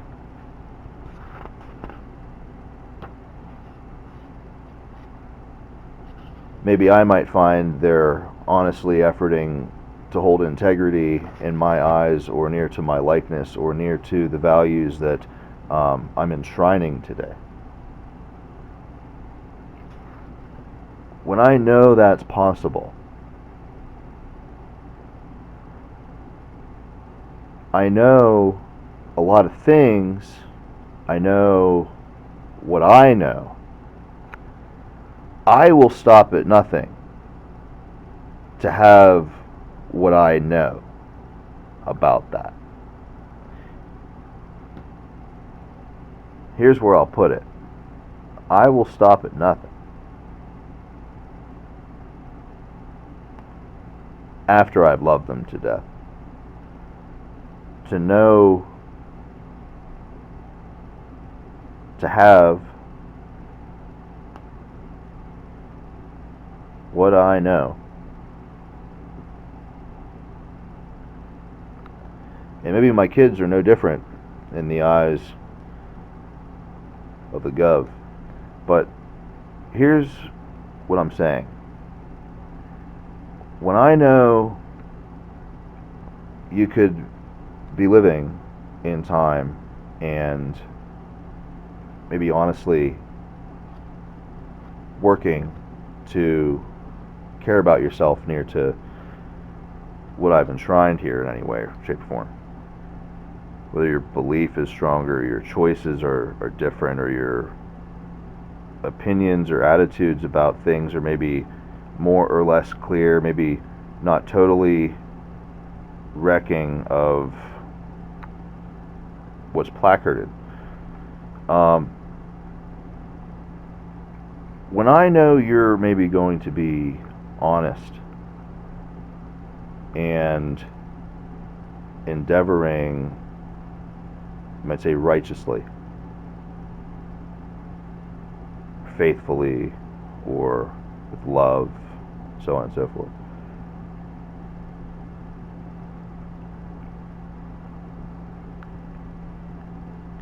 I also know I'm not going to be the only force that has an awareness of you move, you think, you choose, you decide, you learn.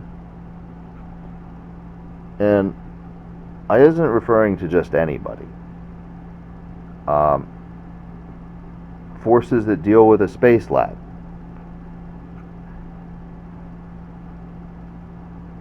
What their mission is of your concern with Spocked anus maybe has nothing to do with the world, but they're not knowing it for the point of proving maybe any of this ever.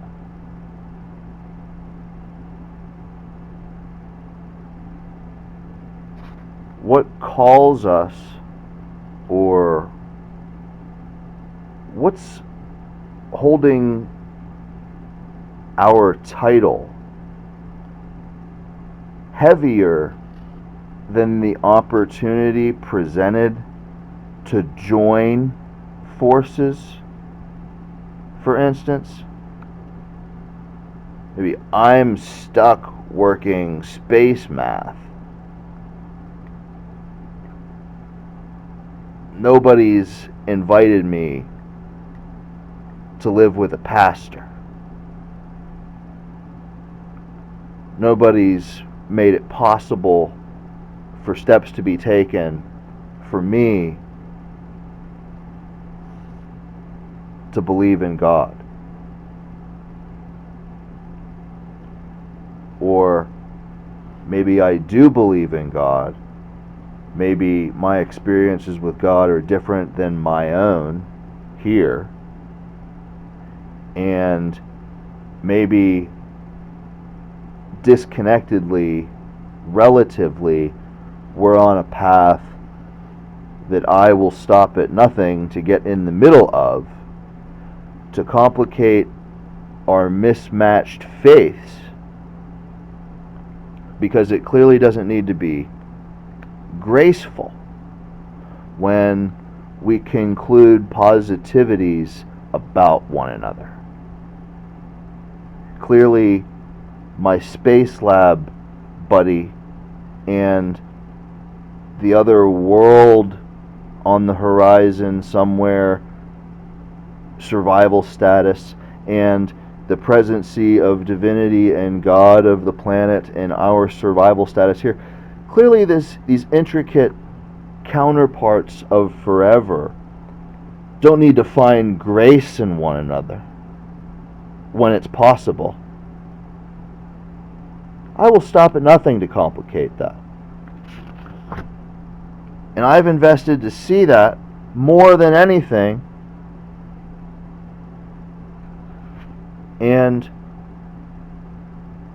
for one reason or another, awareness of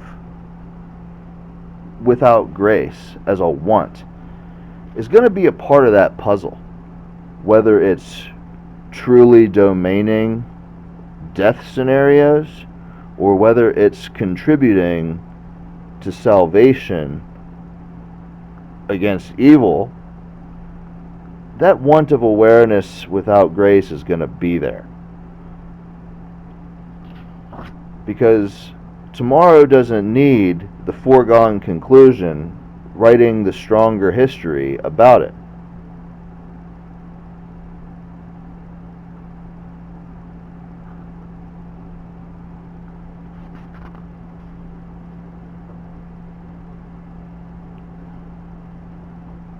And sequences of memory in proportion to memory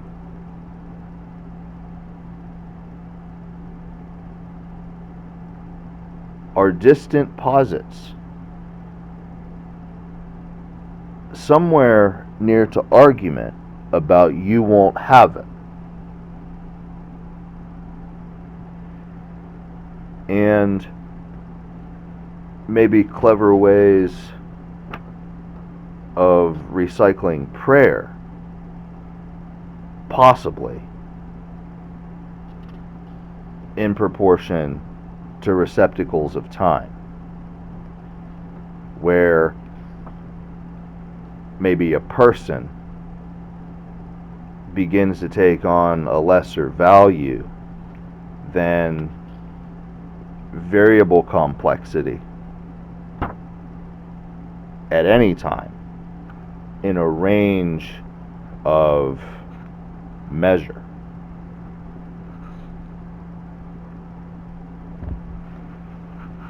And so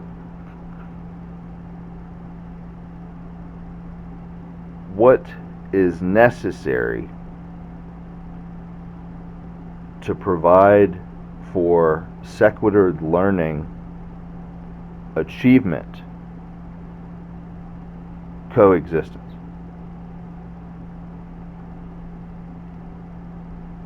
I've likely been defining coexistence from necessity contemplate as such a lot longer than I've ever attempted defining coexistence because of a method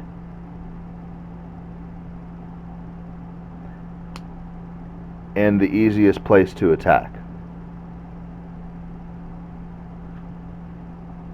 From a pre-evolutional perspective. And that's maybe it.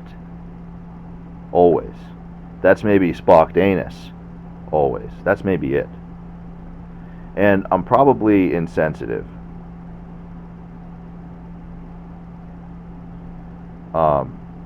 Coexist without method consideration. So I've been existing sizing up necessity,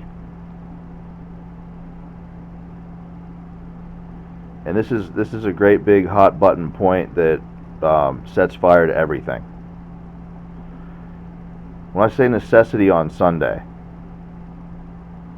sets fire to everything. That's the back of my hand. That's the back of the UFO's hand. And Spock probably can't ever touch it. Spock can't touch it. And nobody needs to know that.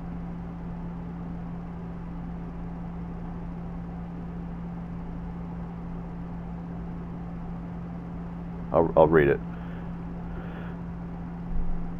Coexistence without method consideration. When I bring up necessity on Sunday, it sets fire to everything. It's the back of my hand and also the back of the UFO. Spock can't touch it, and maybe no one needs to know that. Because that's maybe it.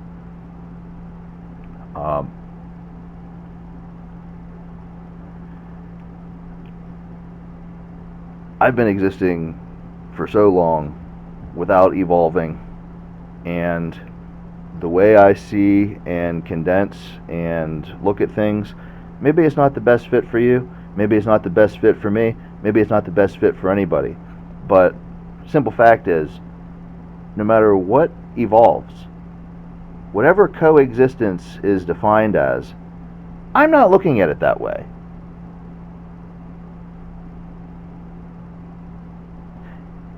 And I'm doing so with a purpose. Explicitly, whatever space is supposed to be outside of my safe zone in proportion to all the shit everybody tries making, I ain't gonna miss it. They're not gonna tell me what is coexistable about time in a short sight. They're not going to do it. I'm not going to see them. I'm not going to respond to them. I'm not going to believe in them. I'm not going to give them anything. Maybe I'm not taking anywhere near as much as they might assume something like me might be taking.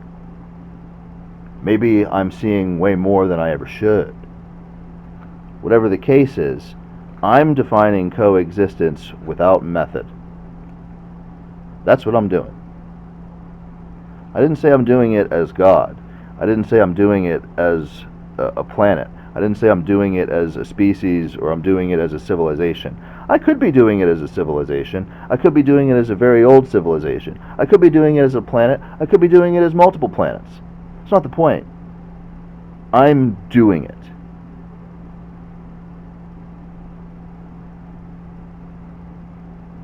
It means I might know discussing necessity on a Sunday is a fire potentiate.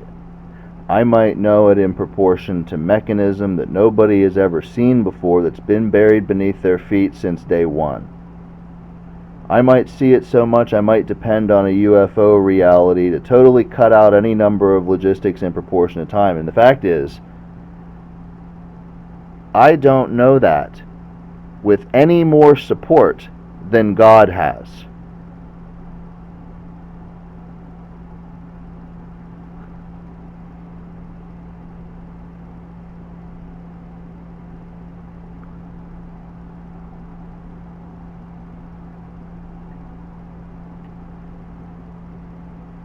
And what God is at a time to somebody is very much relatively specific. To a pasture of prayer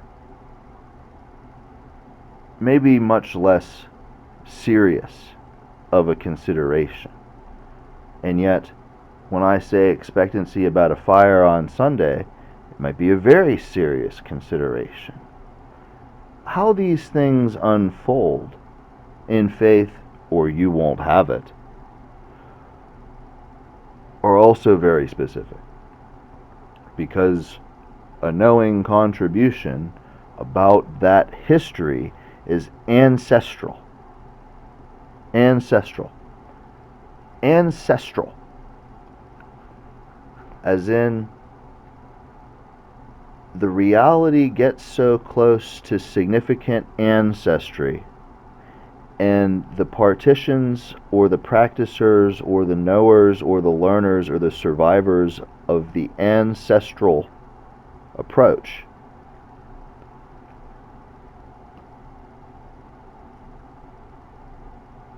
clearly aren't carrying a totality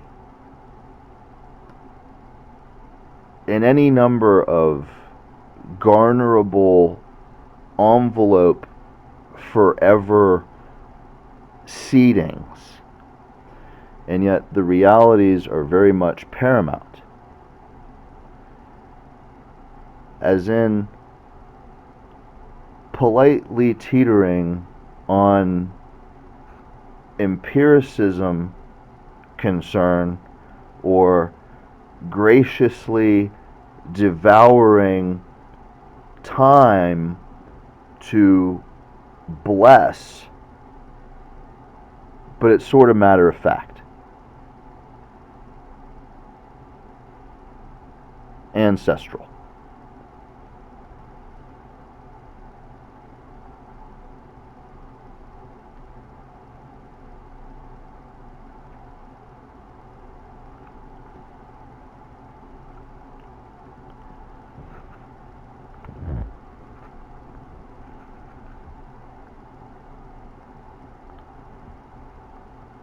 Because some of these facts of potentiate, there may be crucial for a survival continuum, there may be also potentially catalytic interspatially. And so, whatever is surviving, whatever is dependent, whatever is devoted, whatever is exchanging survivalistically, that's totally different than what I'm looking at coexisting without method.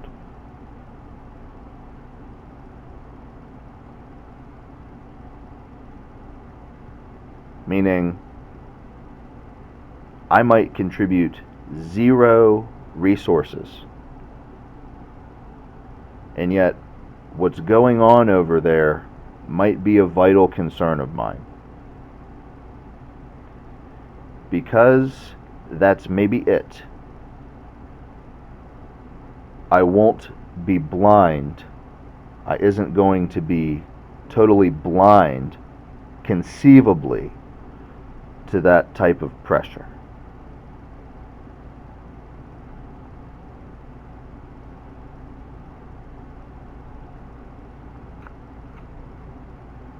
And the first thing to go out the window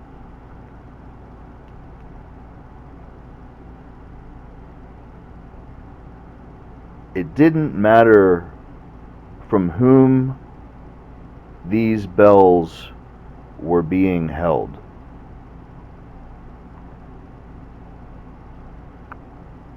Learning about that maybe it pressure relief,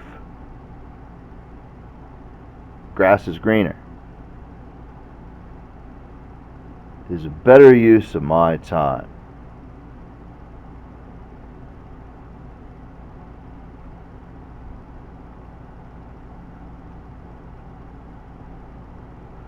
So I'll be denying the value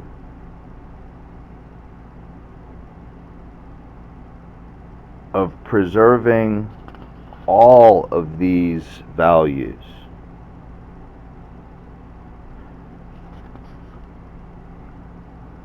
Because if I doesn't,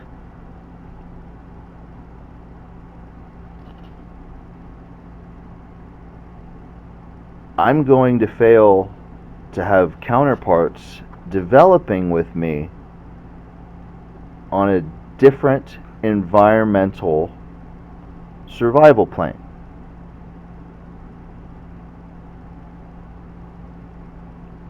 And anybody isn't going to feel the vertical of that. I mean, it's all space. It's maybe the first thing I ever forbid as a father. Grass is greener.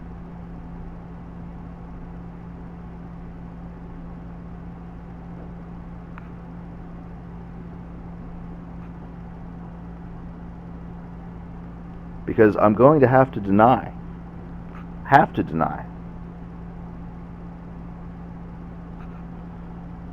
You know, I'm building a bank of memory of problems. Grass is greener and have to deny.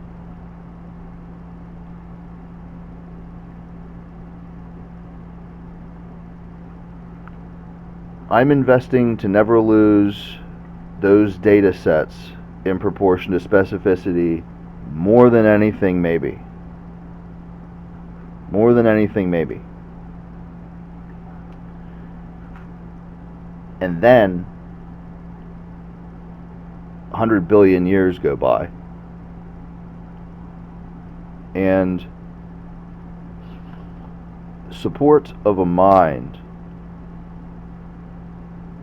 at how I faked all survival in the UFO is this whole conversation about loving you to death. And maybe you have a concept of ancestral, and maybe you have a concept of you won't have it, so on and so forth, and how versatile these connections might be at any particular point in your learning or your feeling. Or isn't that wild? It feels different when I see it this time or this time or this time or this time. It's all coming from the same place.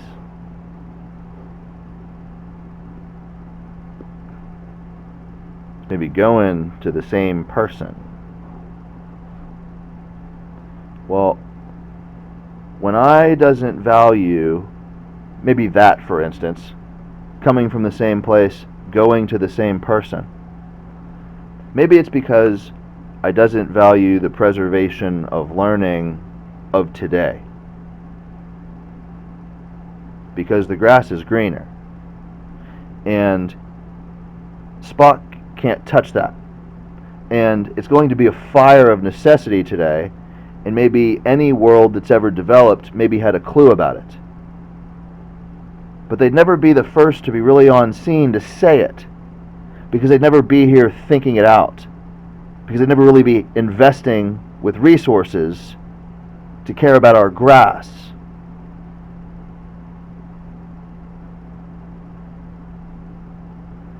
Means they don't have any more support than God has today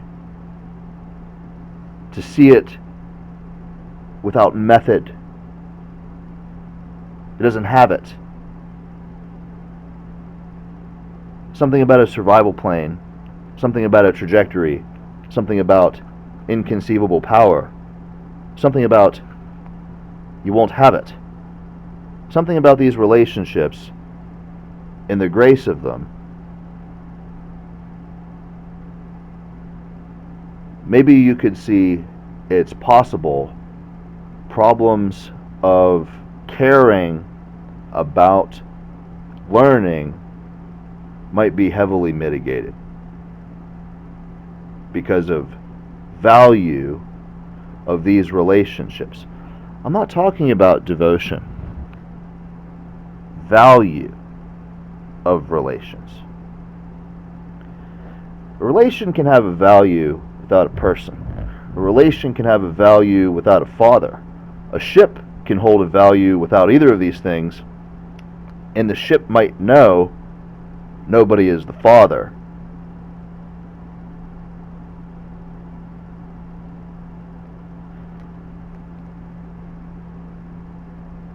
There's maybe nothing evil about that yet.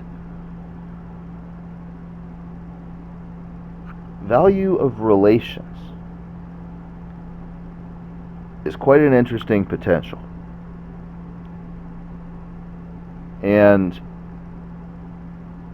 without fire in a mix, it's maybe a very revealing or very rewarding potential over time.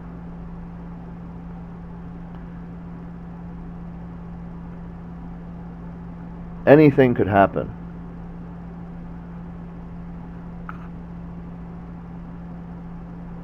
That we didn't cause.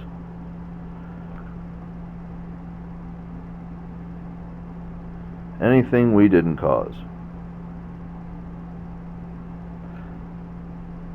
Definitely in my top 3 of banking. Definitely. It's probably my first favorite secret.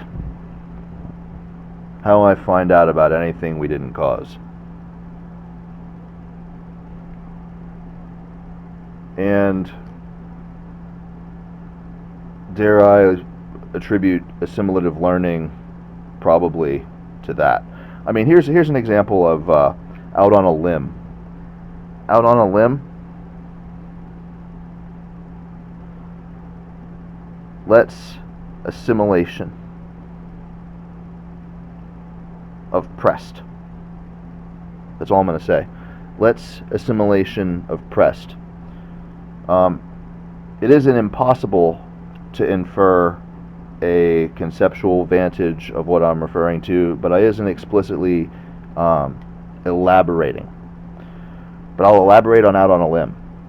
Here I hold infinities, forevers, timelessness, all space-time, real-time on Sunday, belief, ancestral forever, who knows. Here I hold it all. Just me. Just me. Clearly. Out on a limb. It falls back to the exact same priority. Here I am. Inconceivably powerfully. More righteous, maybe than anybody. Space looks down on me, and I'm carrying life.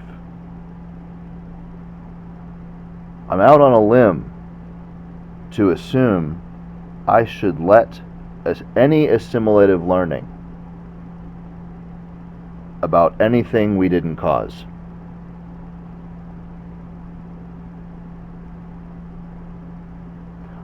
I mentioned the concept. I clearly have to study the origin of problem at the onset of the concept forever. Maybe nobody genuinely carries a bank about that everywhere everybody goes. It's held where I keep it, and it's my favorite secret. And I don't expect space to be much different.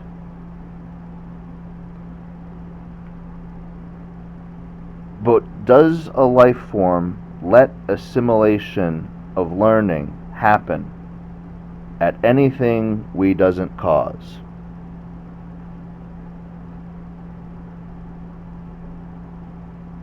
It's forever. Nobody from any planet is going to stand up to God and say, I'm more righteous than you right here.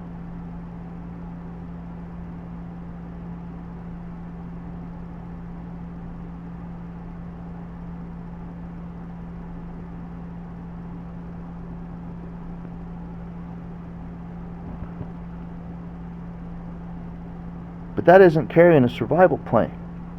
Quote. And in so many respects, it really isn't. But sad fact of the matter is, no assimilative learning of that perspective might be the only thing that's carrying a survival plane.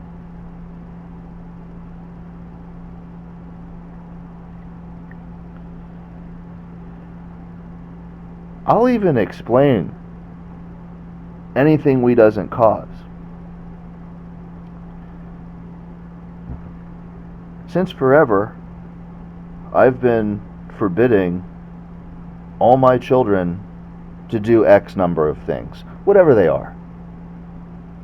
Maybe it was once upon a time the longest list there ever was, and maybe it's progressively gotten shorter and shorter and shorter, and maybe everybody's cool with that. Heck, maybe even me. Maybe even me. It's clearly gotten shorter. It was clearly once one of the longest lists there ever was. And I definitely doesn't expect anybody to carry sentiment about the meaning of that in any number of lights in respect to any number of cultures that have ever existed to deal with time. I doesn't expect that whatsoever. Maybe reduction of assimilation of learning of what we didn't cause is a respect of that time. Maybe it's a respect of their death. Maybe it's a respect of their carrying. Maybe it's the respect of our connection. Maybe it's the respect of a list. Some of these things aren't learned every day. Maybe they're hardly worth believing in.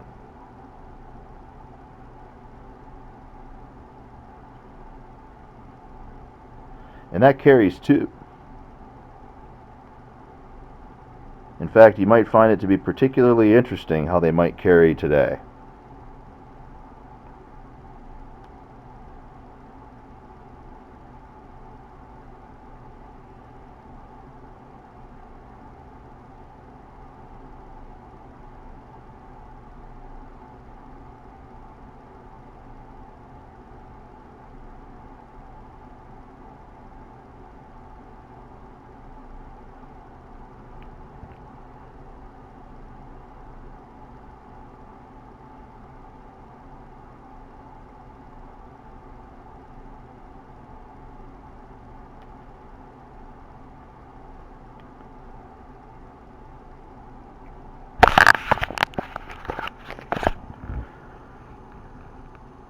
Anyway, that list and those that have lived.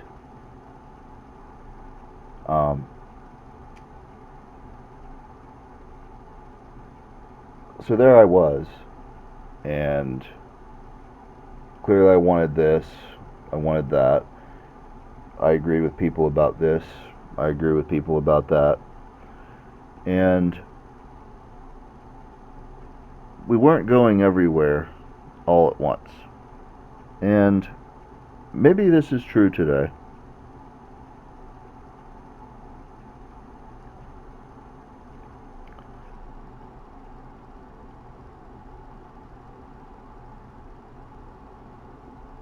Anything we didn't cause,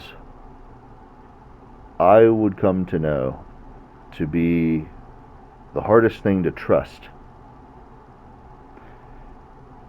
because I'd be making unforgivable decisions about it.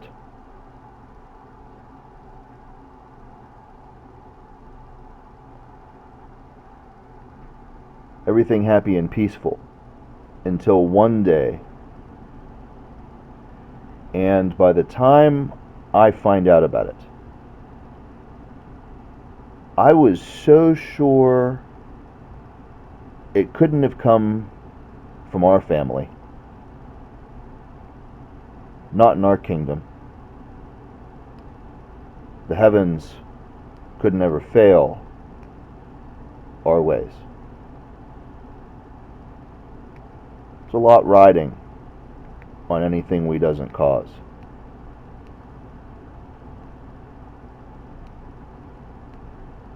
And will maybe, as a relative of origin, in any endeavor we ever connect with maybe a non-terrestrial relative, our sentiment about how heavy that carry is, maybe we try to apply it, maybe it's applied for us, but two forces meet with a concentration that anything we doesn't cause and anything we doesn't cause, and there's assimilative learning. It's a big guess, because most of the assimilative is probably getting deleted when you realize it's like the hardest thing to ever trust.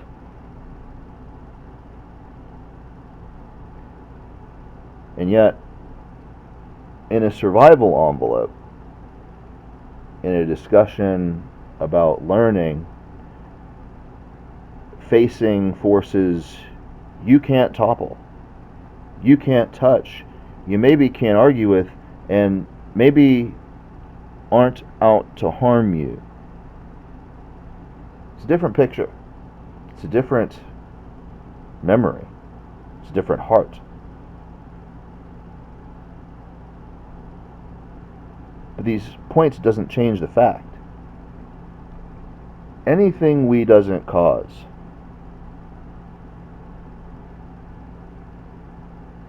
the day I assume wrong is maybe the ugliest day on record going to happen. Because I pay everything, near to everything, and maybe everybody's on board that payment.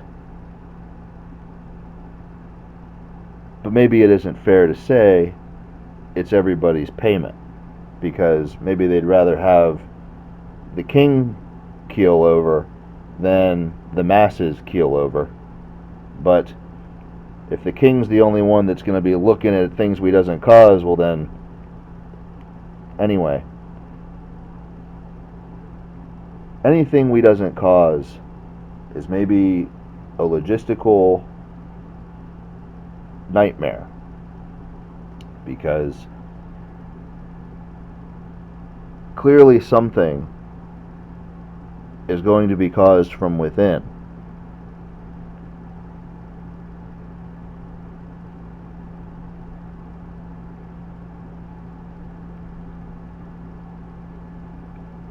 It's very hard to suggest creating the memory. We won't be causing the problem is a livable trajectory.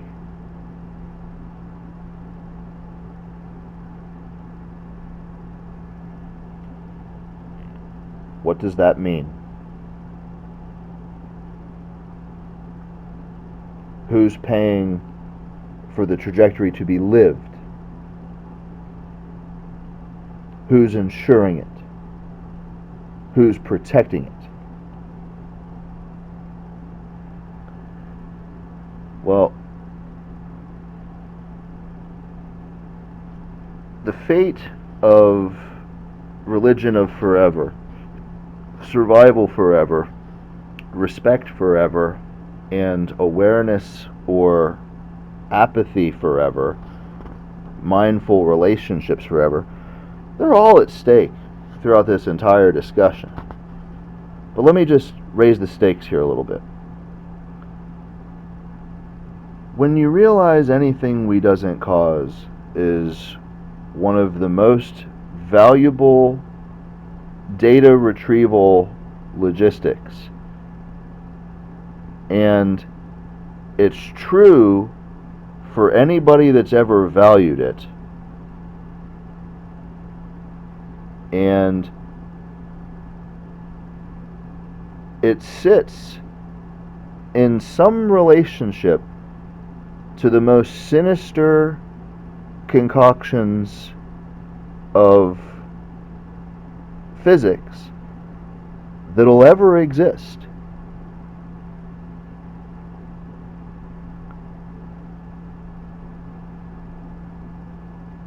Somebody's going to concentrate to learn why they'd ever live or not live on a trajectory about it.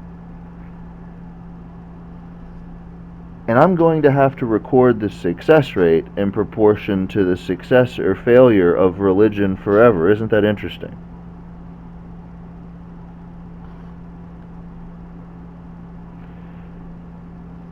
And all the while,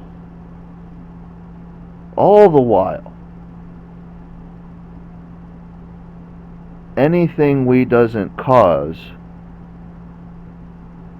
is in constant production in a reality of true and false.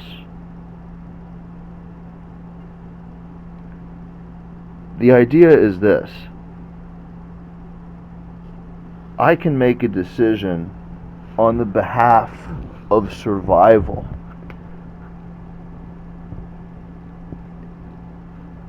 In the event we aren't causing things. And my decision reflecting on not causing is immaculately accurate. Some might say more accurately necessary than every other accuracy that should ever be accurate. Alright? It's like the last thing I want my brother to hold on a different planet. Like the last thing. I didn't say not to know about. I didn't say not to relate to. All brothers of survival are clearly in some relationship to this true-false reality. All of them. Anything we doesn't cause. Every member of the population of every world under every sun, in connection with creation of space trajectory. There's a bank. Anything we doesn't cause is in it. It relates to everyone.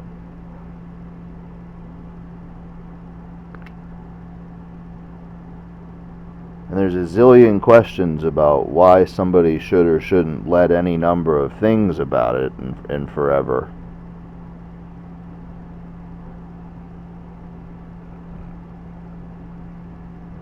But I isn't elaborating on the limb. I'm just speaking of the bag.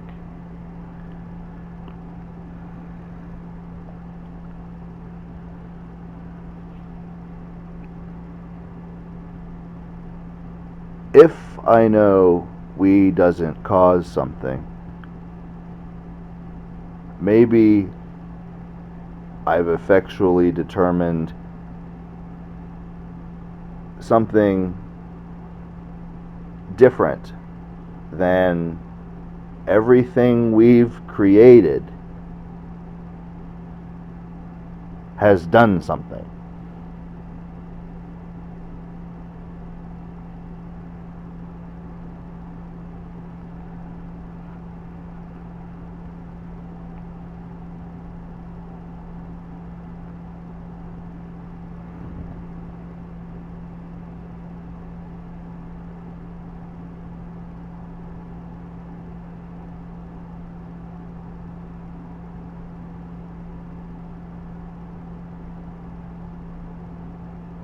So,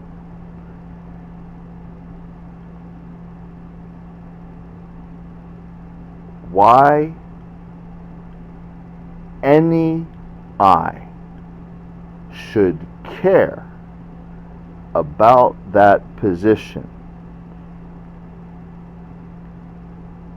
is a big question, especially today, because it's not ever going to be evidently clear or obvious.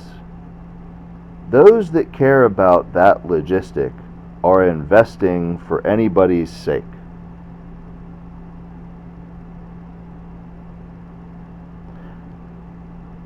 I mean it,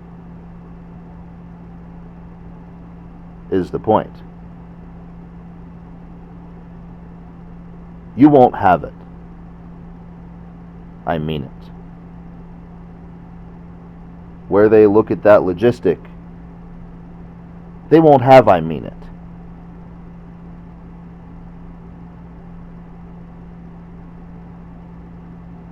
I mean it will be relative. It won't be superfluous. It won't be moot.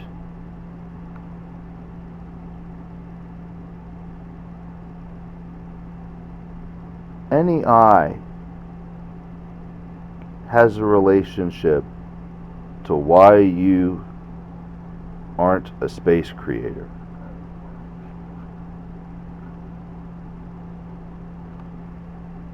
Religiously, maybe. Survivalist, maybe. Familial cohabitant. Partners of life, maybe. Celestially significant, maybe. Living relative, maybe. Living themselves, hopefully. And others. They're going to be valuing, or possibly disconnected from valuing. It probably isn't really even a choice, but to somebody it might seem very much like a profound choice. And that's the thing. Not only do I have to raise them from the dead, not only do I have to help them to live, not only do I have to take them out of my body in so many senses, not only do I have to be there for any number of things, I have to crack them in the head in the middle of this conversation.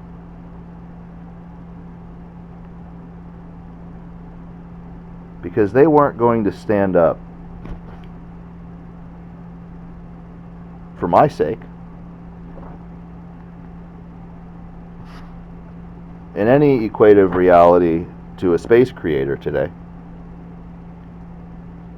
for the sake of life and honesty, and say, none of the audience was going to have a choice in what needs deleted of that question. And anybody on the other side of the grass is maybe the least trusted phenomenon of the honesty of their learning with a planet. And let's take a look at the forces of God throughout all time in proportion to that potentiate. I mean it.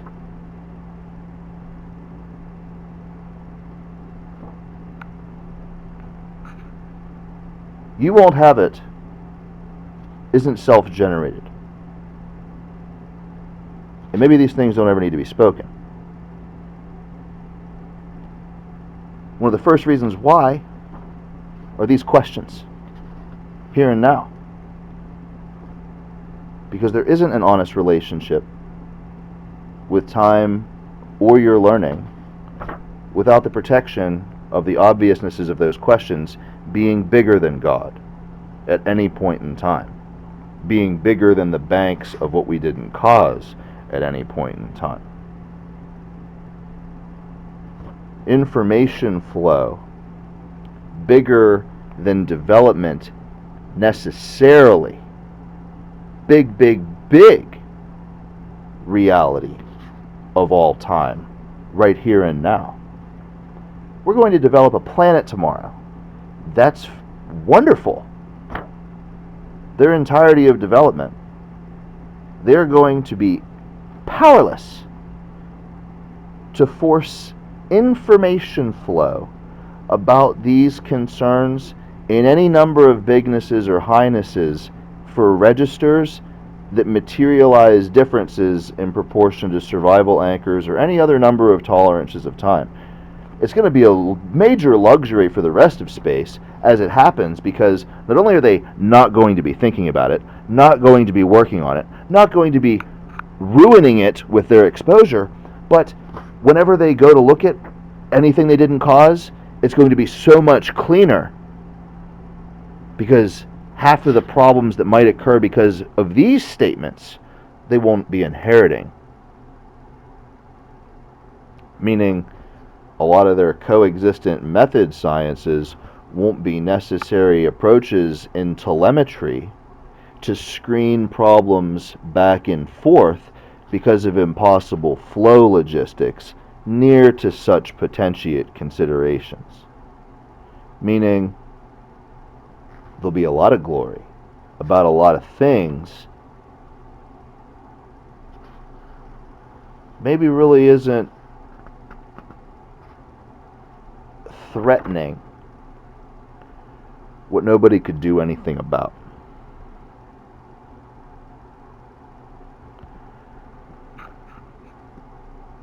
Maybe somebody said to themselves, I know I was loved. I didn't know them. They knew I could be, and they love me in ways I can't ever thank them for. And things about this, I live a path I've struggled with for reasons I can't explain. And some of these reasons might have to do with a trajectory life that isn't very easy to harden in proportion to persuasion of forever. And maybe it's about one thing or another. It was definitely always about today, is what it's about. Because some of us are going to live with the experience of being touched by love, or being involved with love, or being a member of surviving. The bigness of these realities isn't going to be protecting life.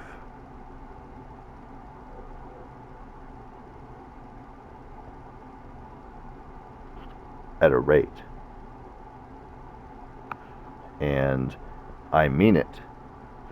And you won't have it. And any other number of graces about this impact it. But the more it's totally grace, the less it's ever touched. The bigger the goodness of me, the less we're family tomorrow. Really, over terms, over vacuum priorities, over safety thresholds, so on and so forth.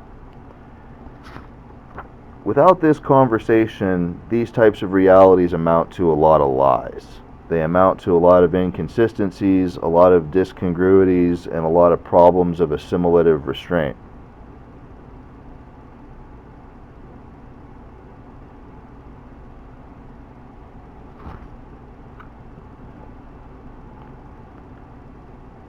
And why not study that forever?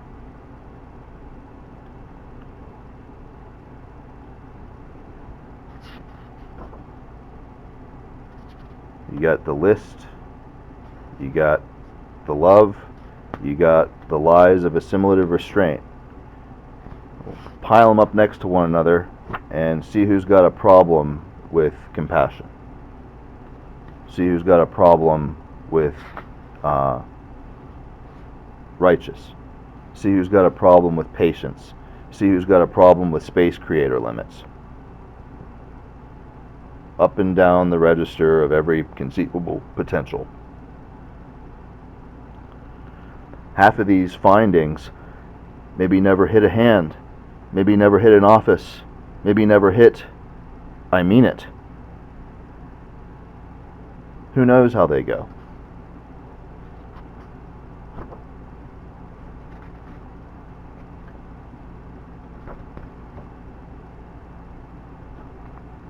Does the amount of time I look at these goings make me better than real time on Sunday? Because I think the moment you believe you could be, every place in space is right beside you.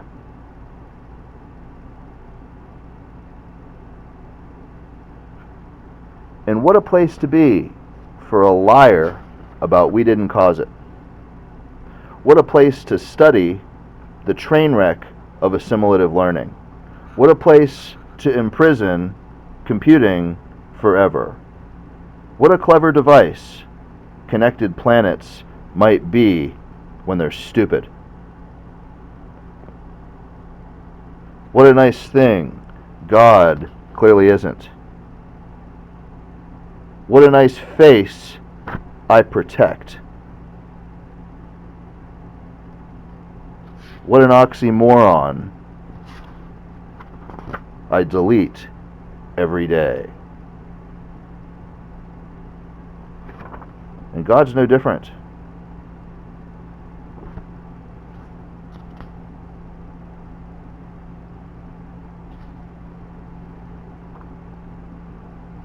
Why these conclusions are out on a limb.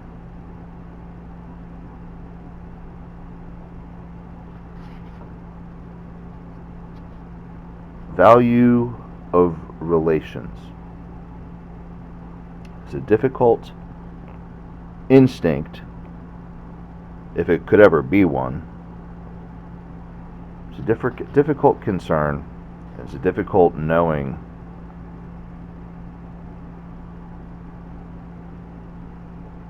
To hold authority with yourself.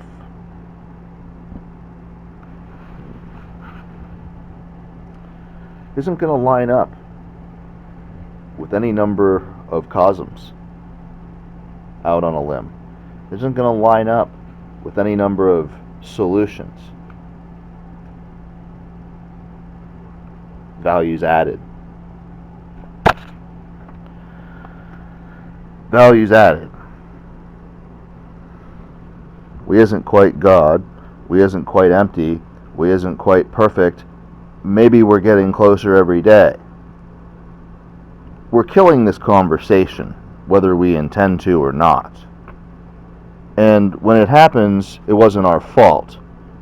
And let the biggest bank we never see or prove pay for it, because I'm on the other end of space with my coexistible non-method logistical bank.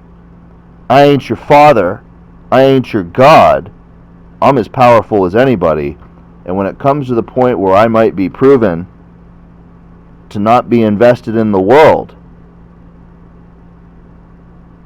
then what?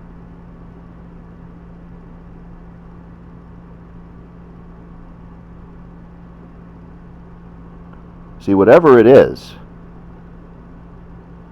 it clearly isn't everything.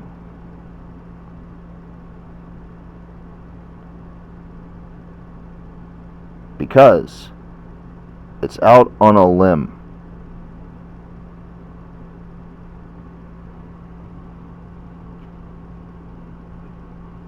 Somebody's going to recognize it. And between you and me, when the day comes and that's my bank, I want somebody living to recognize it.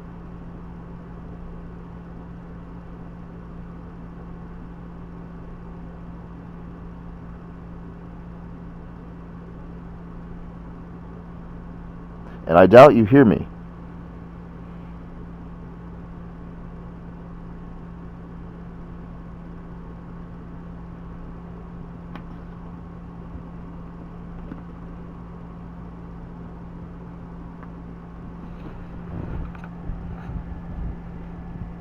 That doesn't mean, does I register? That doesn't mean, is it reaching you? I mean, I doesn't have I mean it on the concern. I vaguely have you won't have it on the concern, because I can never stress to you how valuable it is somebody lives that recognizes it. And I might not ever advertise ever how valuable that is. I might be carrying the oldest survival envelopes of forever, older than anything you will ever touch or know. And when I'm there and I'm making decisions about what I advertise about value, that might be the last thing I advertise. It's probably not the last thing I advertise, but I maybe advertise at least. And I might expect a different creation to respect this about me. I might do things to entice their respect about it. I might be out on a limb,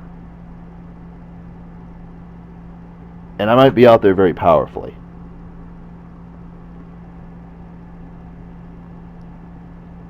And at any point in time, however connected anybody is to what they think they know, it's maybe unfair that everybody everywhere rest their survival on the notion all that connectivity is going to sentimentize with those valuables. Not sentimentize with the value, not sentimentize with valueness. The valuables of the scenario possibilities that a connection, reality, is going to regurgitate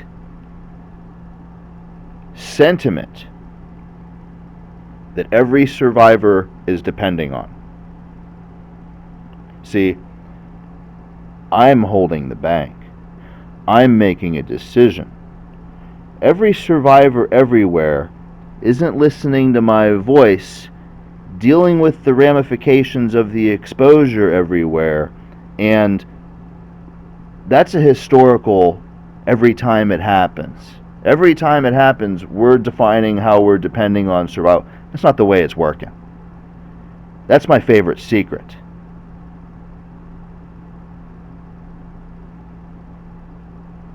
So, connection realities about those that are in space out on a limb are very delicate realities. Any conversation about any of it isn't going to be this elbow room, get out of my way, we're holding it this way. It isn't going to be that way. As divine as it is, as strong as anywhere appears, it's not going to be that way. Every incident approaches an evidence of a final history of why it did come from us. I don't know if you get what I'm saying there. Anytime I have a problem, I'm now the harbinger of critical technology. Everybody in space, maybe, I remember I mentioned they're all on that boat. They all care about that. Well, you imagine they're getting their paychecks and their livelihood and their spirituality all because they're perfect citizens for the fact that anytime any noise is made about those connections of out on a limb, the divinity is stripped. The celestial is powerless. It's not a memory that is going to be, everybody's survival is going to be resting on. It's just minutia, minutia, minutia, minutia, minutia, minutia, minutia. I'm the harbinger of technological savvy. That isn't the way it's working either. But there are obviousnesses to this. People devote to learning, science, capabilities, endeavoring, learning, venturing, experiences, specific linear learning paths, advantageous simulation, any number of realities people go through. They're all in a distant relationship to these things we didn't cause. But all the noise that gets produced about connections of out on a limb clearly registers at a sensitivity near to these things. Because when I look down from the heavens about my favorite secret, it is a forever problem status of these out on a limb values, and I know more about it than I maybe ever care to mention to anyone ever. And yet clearly somebody living, recognizing things about this, is one of the most valuable things I might ever value. So the rate, I'm a horrible father, heaven is horrible, survival is horrible, and anybody that recognizes it is the enemy of space-time or to the survival state. All these hyperfluous, hypostrophic, apocalyptic potentials, they're all very real concerns about learning of such substance. But these things aren't maybe as swiftly recognized in a UFO or a scenario of assimilative question about out on a limb. But these respects about a father or somebody that isn't clearly invested in a planet, possibly, they're very delicate concerns, and they're growing problems at a rate. And that rate clearly isn't becoming less pronounced as development in space is occurring. And so, circumstantially recognizing, I'll say this. Sometimes I mention things that to you, maybe you realize they're very significant times. They're very significant concerns or awarenesses that I talk about. Maybe it isn't clear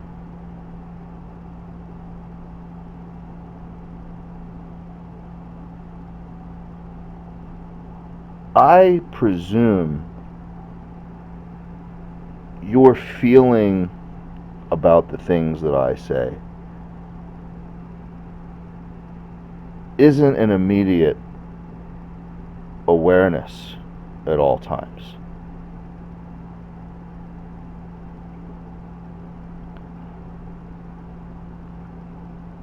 And the closer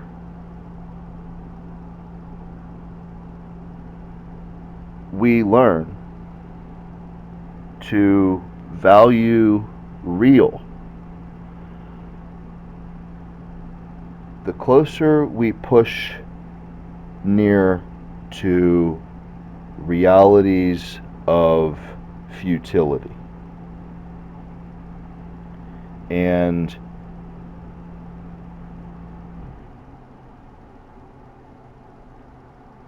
why I would force you to be at fault for that learning is one of the most stressful questions everybody will attempt to participate in. Everybody.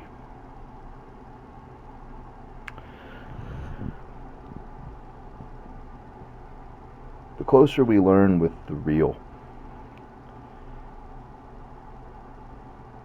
wide-eyed stop space,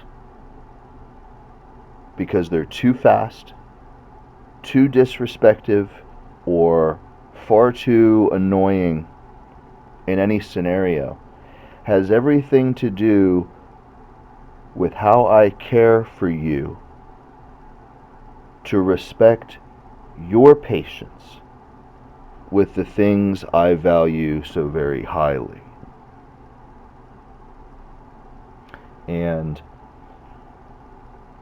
if it's ever possible for the holder of the anything we doesn't cause bank to tolerate anything that isn't obviously living, to learn about these subjects, well, it's forever and a day at the train station, waiting proverbially to see how much of a problem that's becoming.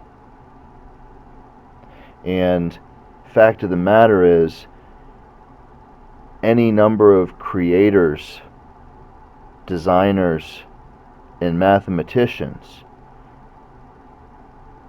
clearly haven't ever spent as much time concerned with that as they ever should have.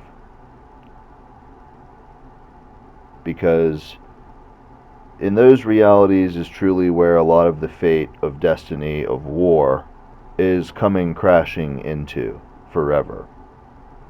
War of any number of investments, whether alchemy or virtualization or viralization, gravity.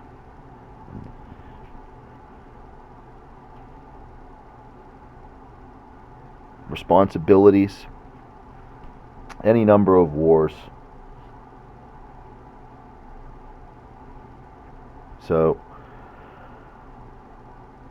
anytime you've ever envisioned somebody has graced a realm to be able to create and develop and experiment and perform and survive and exist,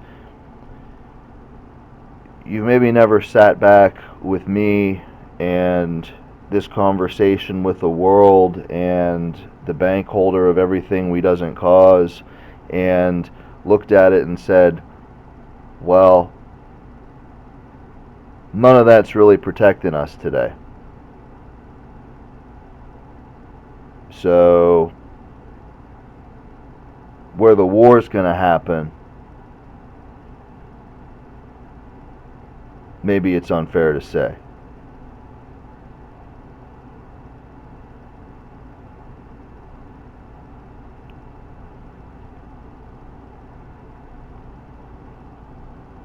What I think is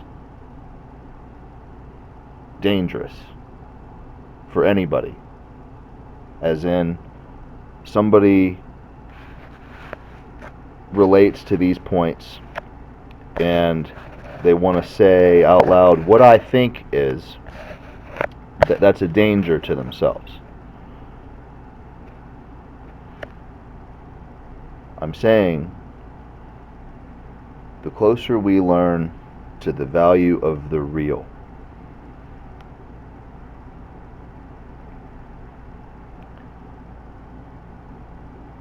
the more we push toward futility.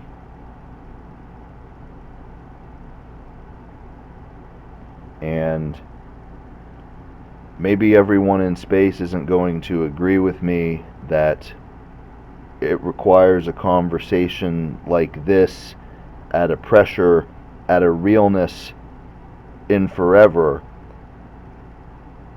to convey it with a sensuality that is also real.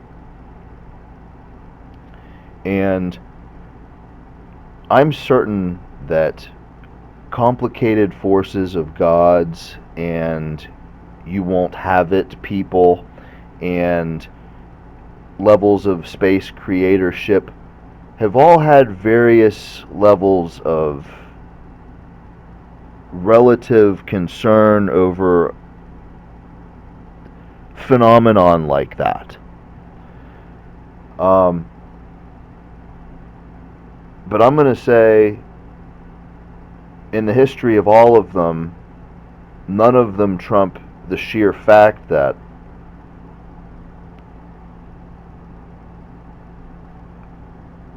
coexistence without method, consideration, and necessity Sunday are facts of time in proportion to knowing. And faith and celestially autonomous systemic priority survival plane mentality is another fact of time. And carrying time bigger than openness of inconceivably powerful realities is another fact of time. And each of these train stations has been losing gravity since the day these problems were seen. And how real it is any of these places would ever try to talk about it is maybe a spectacle. But I'm not going to demonize it.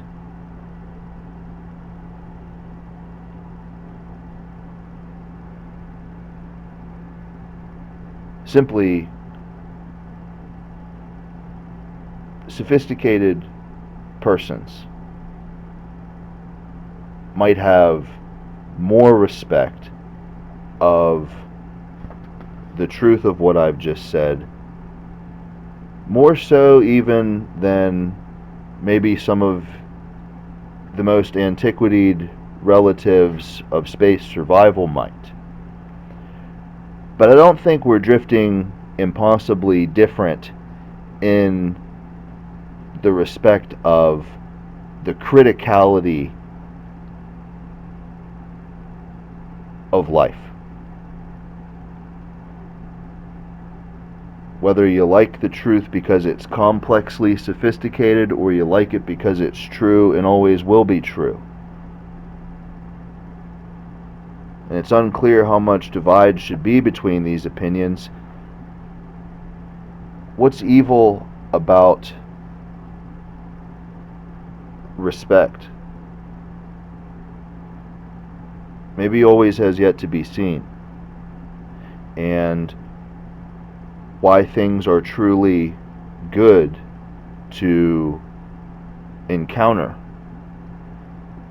in time is maybe near to the same. And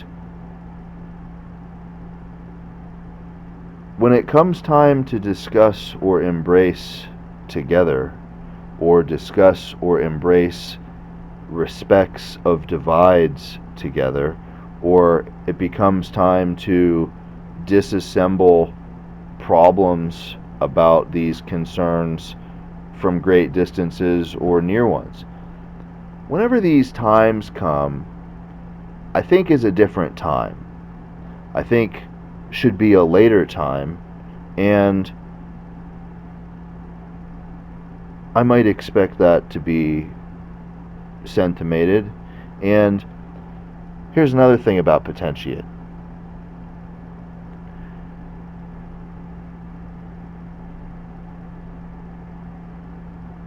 You might hold a bank about things we didn't cause.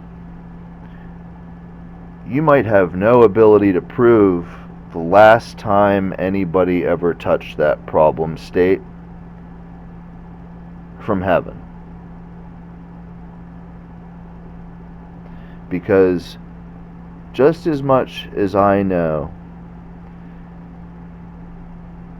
you were developing in proportion to the importances of these questions today that just about nobody could stand up and ask. Effectually, nobody.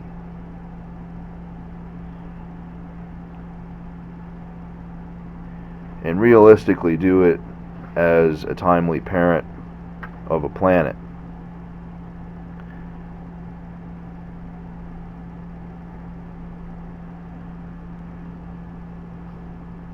When your wish is that discussion of divide can happen some other time, and every other world isn't waiting there for you when you do, not only are you doing it on my valet, not only are you doing it on my body, not only are you doing it on the space creator trajectory, not only are you doing it on the fallout fixings of today in conjunction with UFO and Satan, which I'm about to get to. Not only are you doing it on these things, but you're also doing it on impossibilities of you won't have beyond I means it in sections of reality realm that are quite physically beyond every dimension creator you can prove you've ever related to.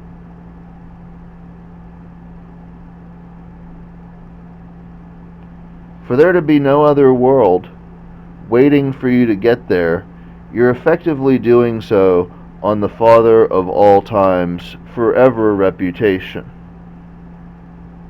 I just thought I'd mention that before somebody lies about it to kill themselves from deep space. Because the fact that they could try is worth the possibility to tell the truth about it. Because the fact that they could try, I'd rather like to know about whenever I have to judge the things we didn't cause in all space. Because when I have to punish all the forces that would try and kill themselves over that logistic, well, the fact is, I gotta pay to find it.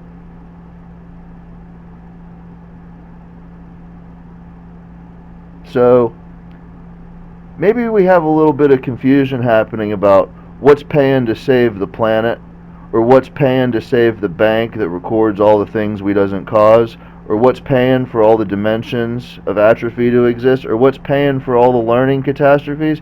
Maybe we have some confusion about this. Here's what I'll say, because I'm saying it. When your wish is that discussing of divides can happen some other time, and there's no other world waiting for you when you get there, you're doing it standing on top of all of these things.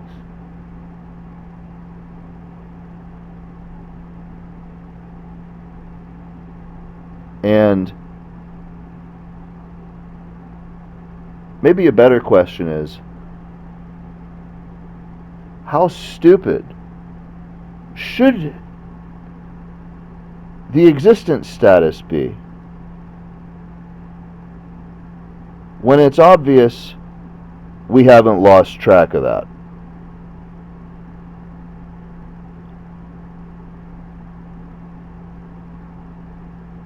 In all this time.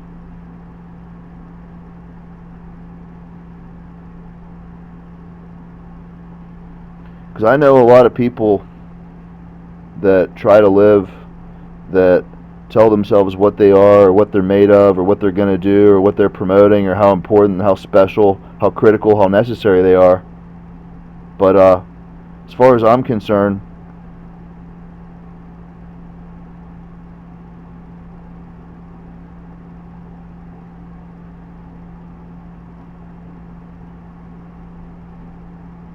why is the love of what I just said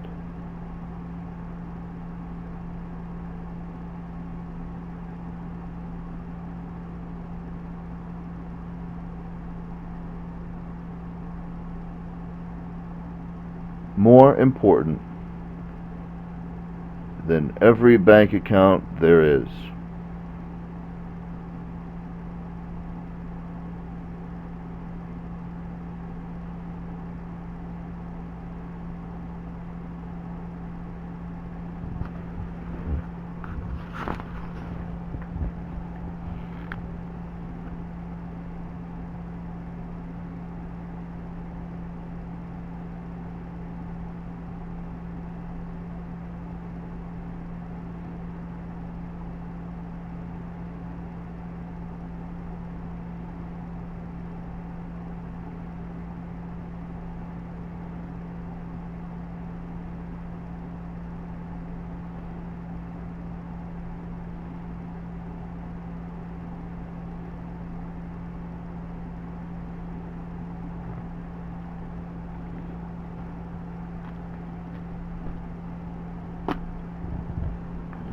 It's not that I doesn't feel for the ancestry and those that look at logistic incredibly seriously. I wouldn't spend all this time talking about it with restraint if I didn't feel for them and want them to survive as good as they've been surviving, if not better.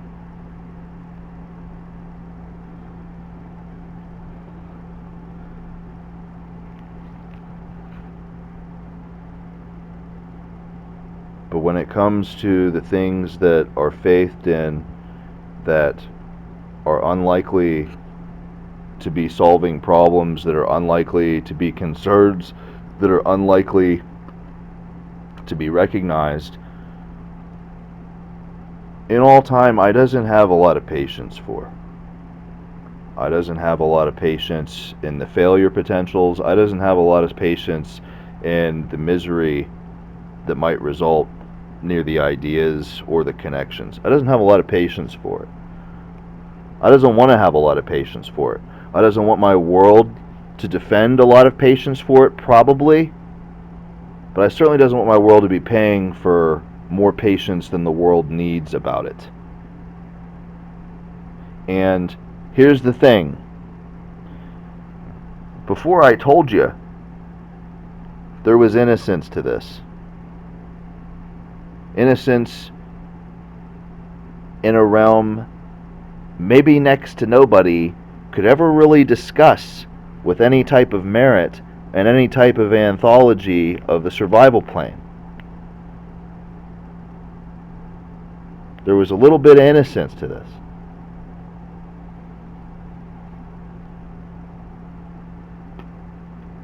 Because the way these questions are, and why excusing themselves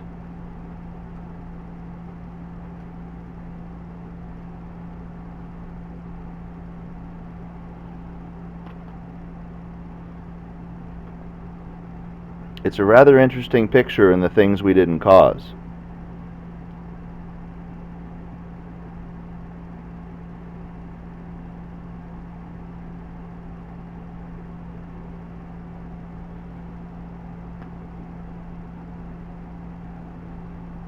And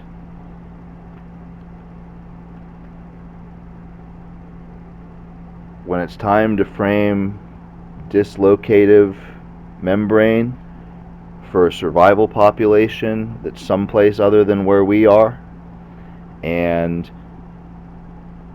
the fathers of all time and the standings of all time and the concerns of all time are these types of imperatives, when they're seen from the problem and from the love and from the possibilities and from the difficulties,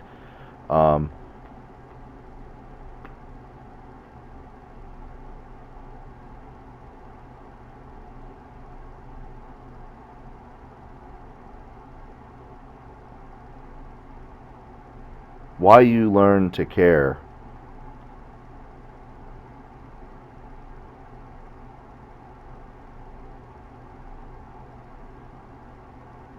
simply isn't going to be possible to be as heartbreaking as any number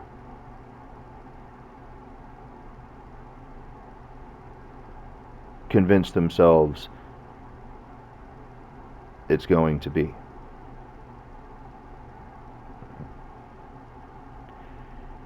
And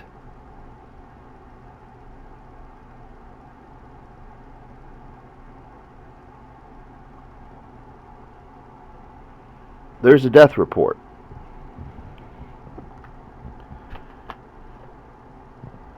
Because the way I look at that is very much different than the way any other number of parents look at that. Because they look at it as a Christmas bonus. I look at it as a paraplegic.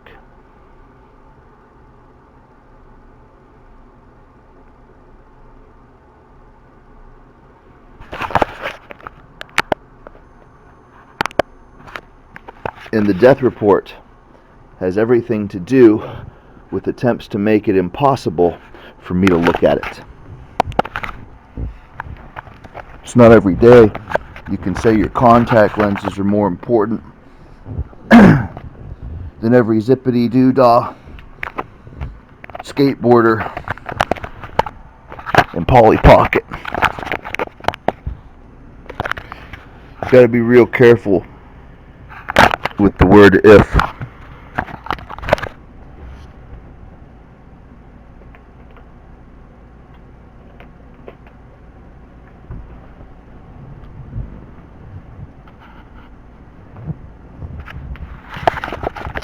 Because if all my children could never live this way,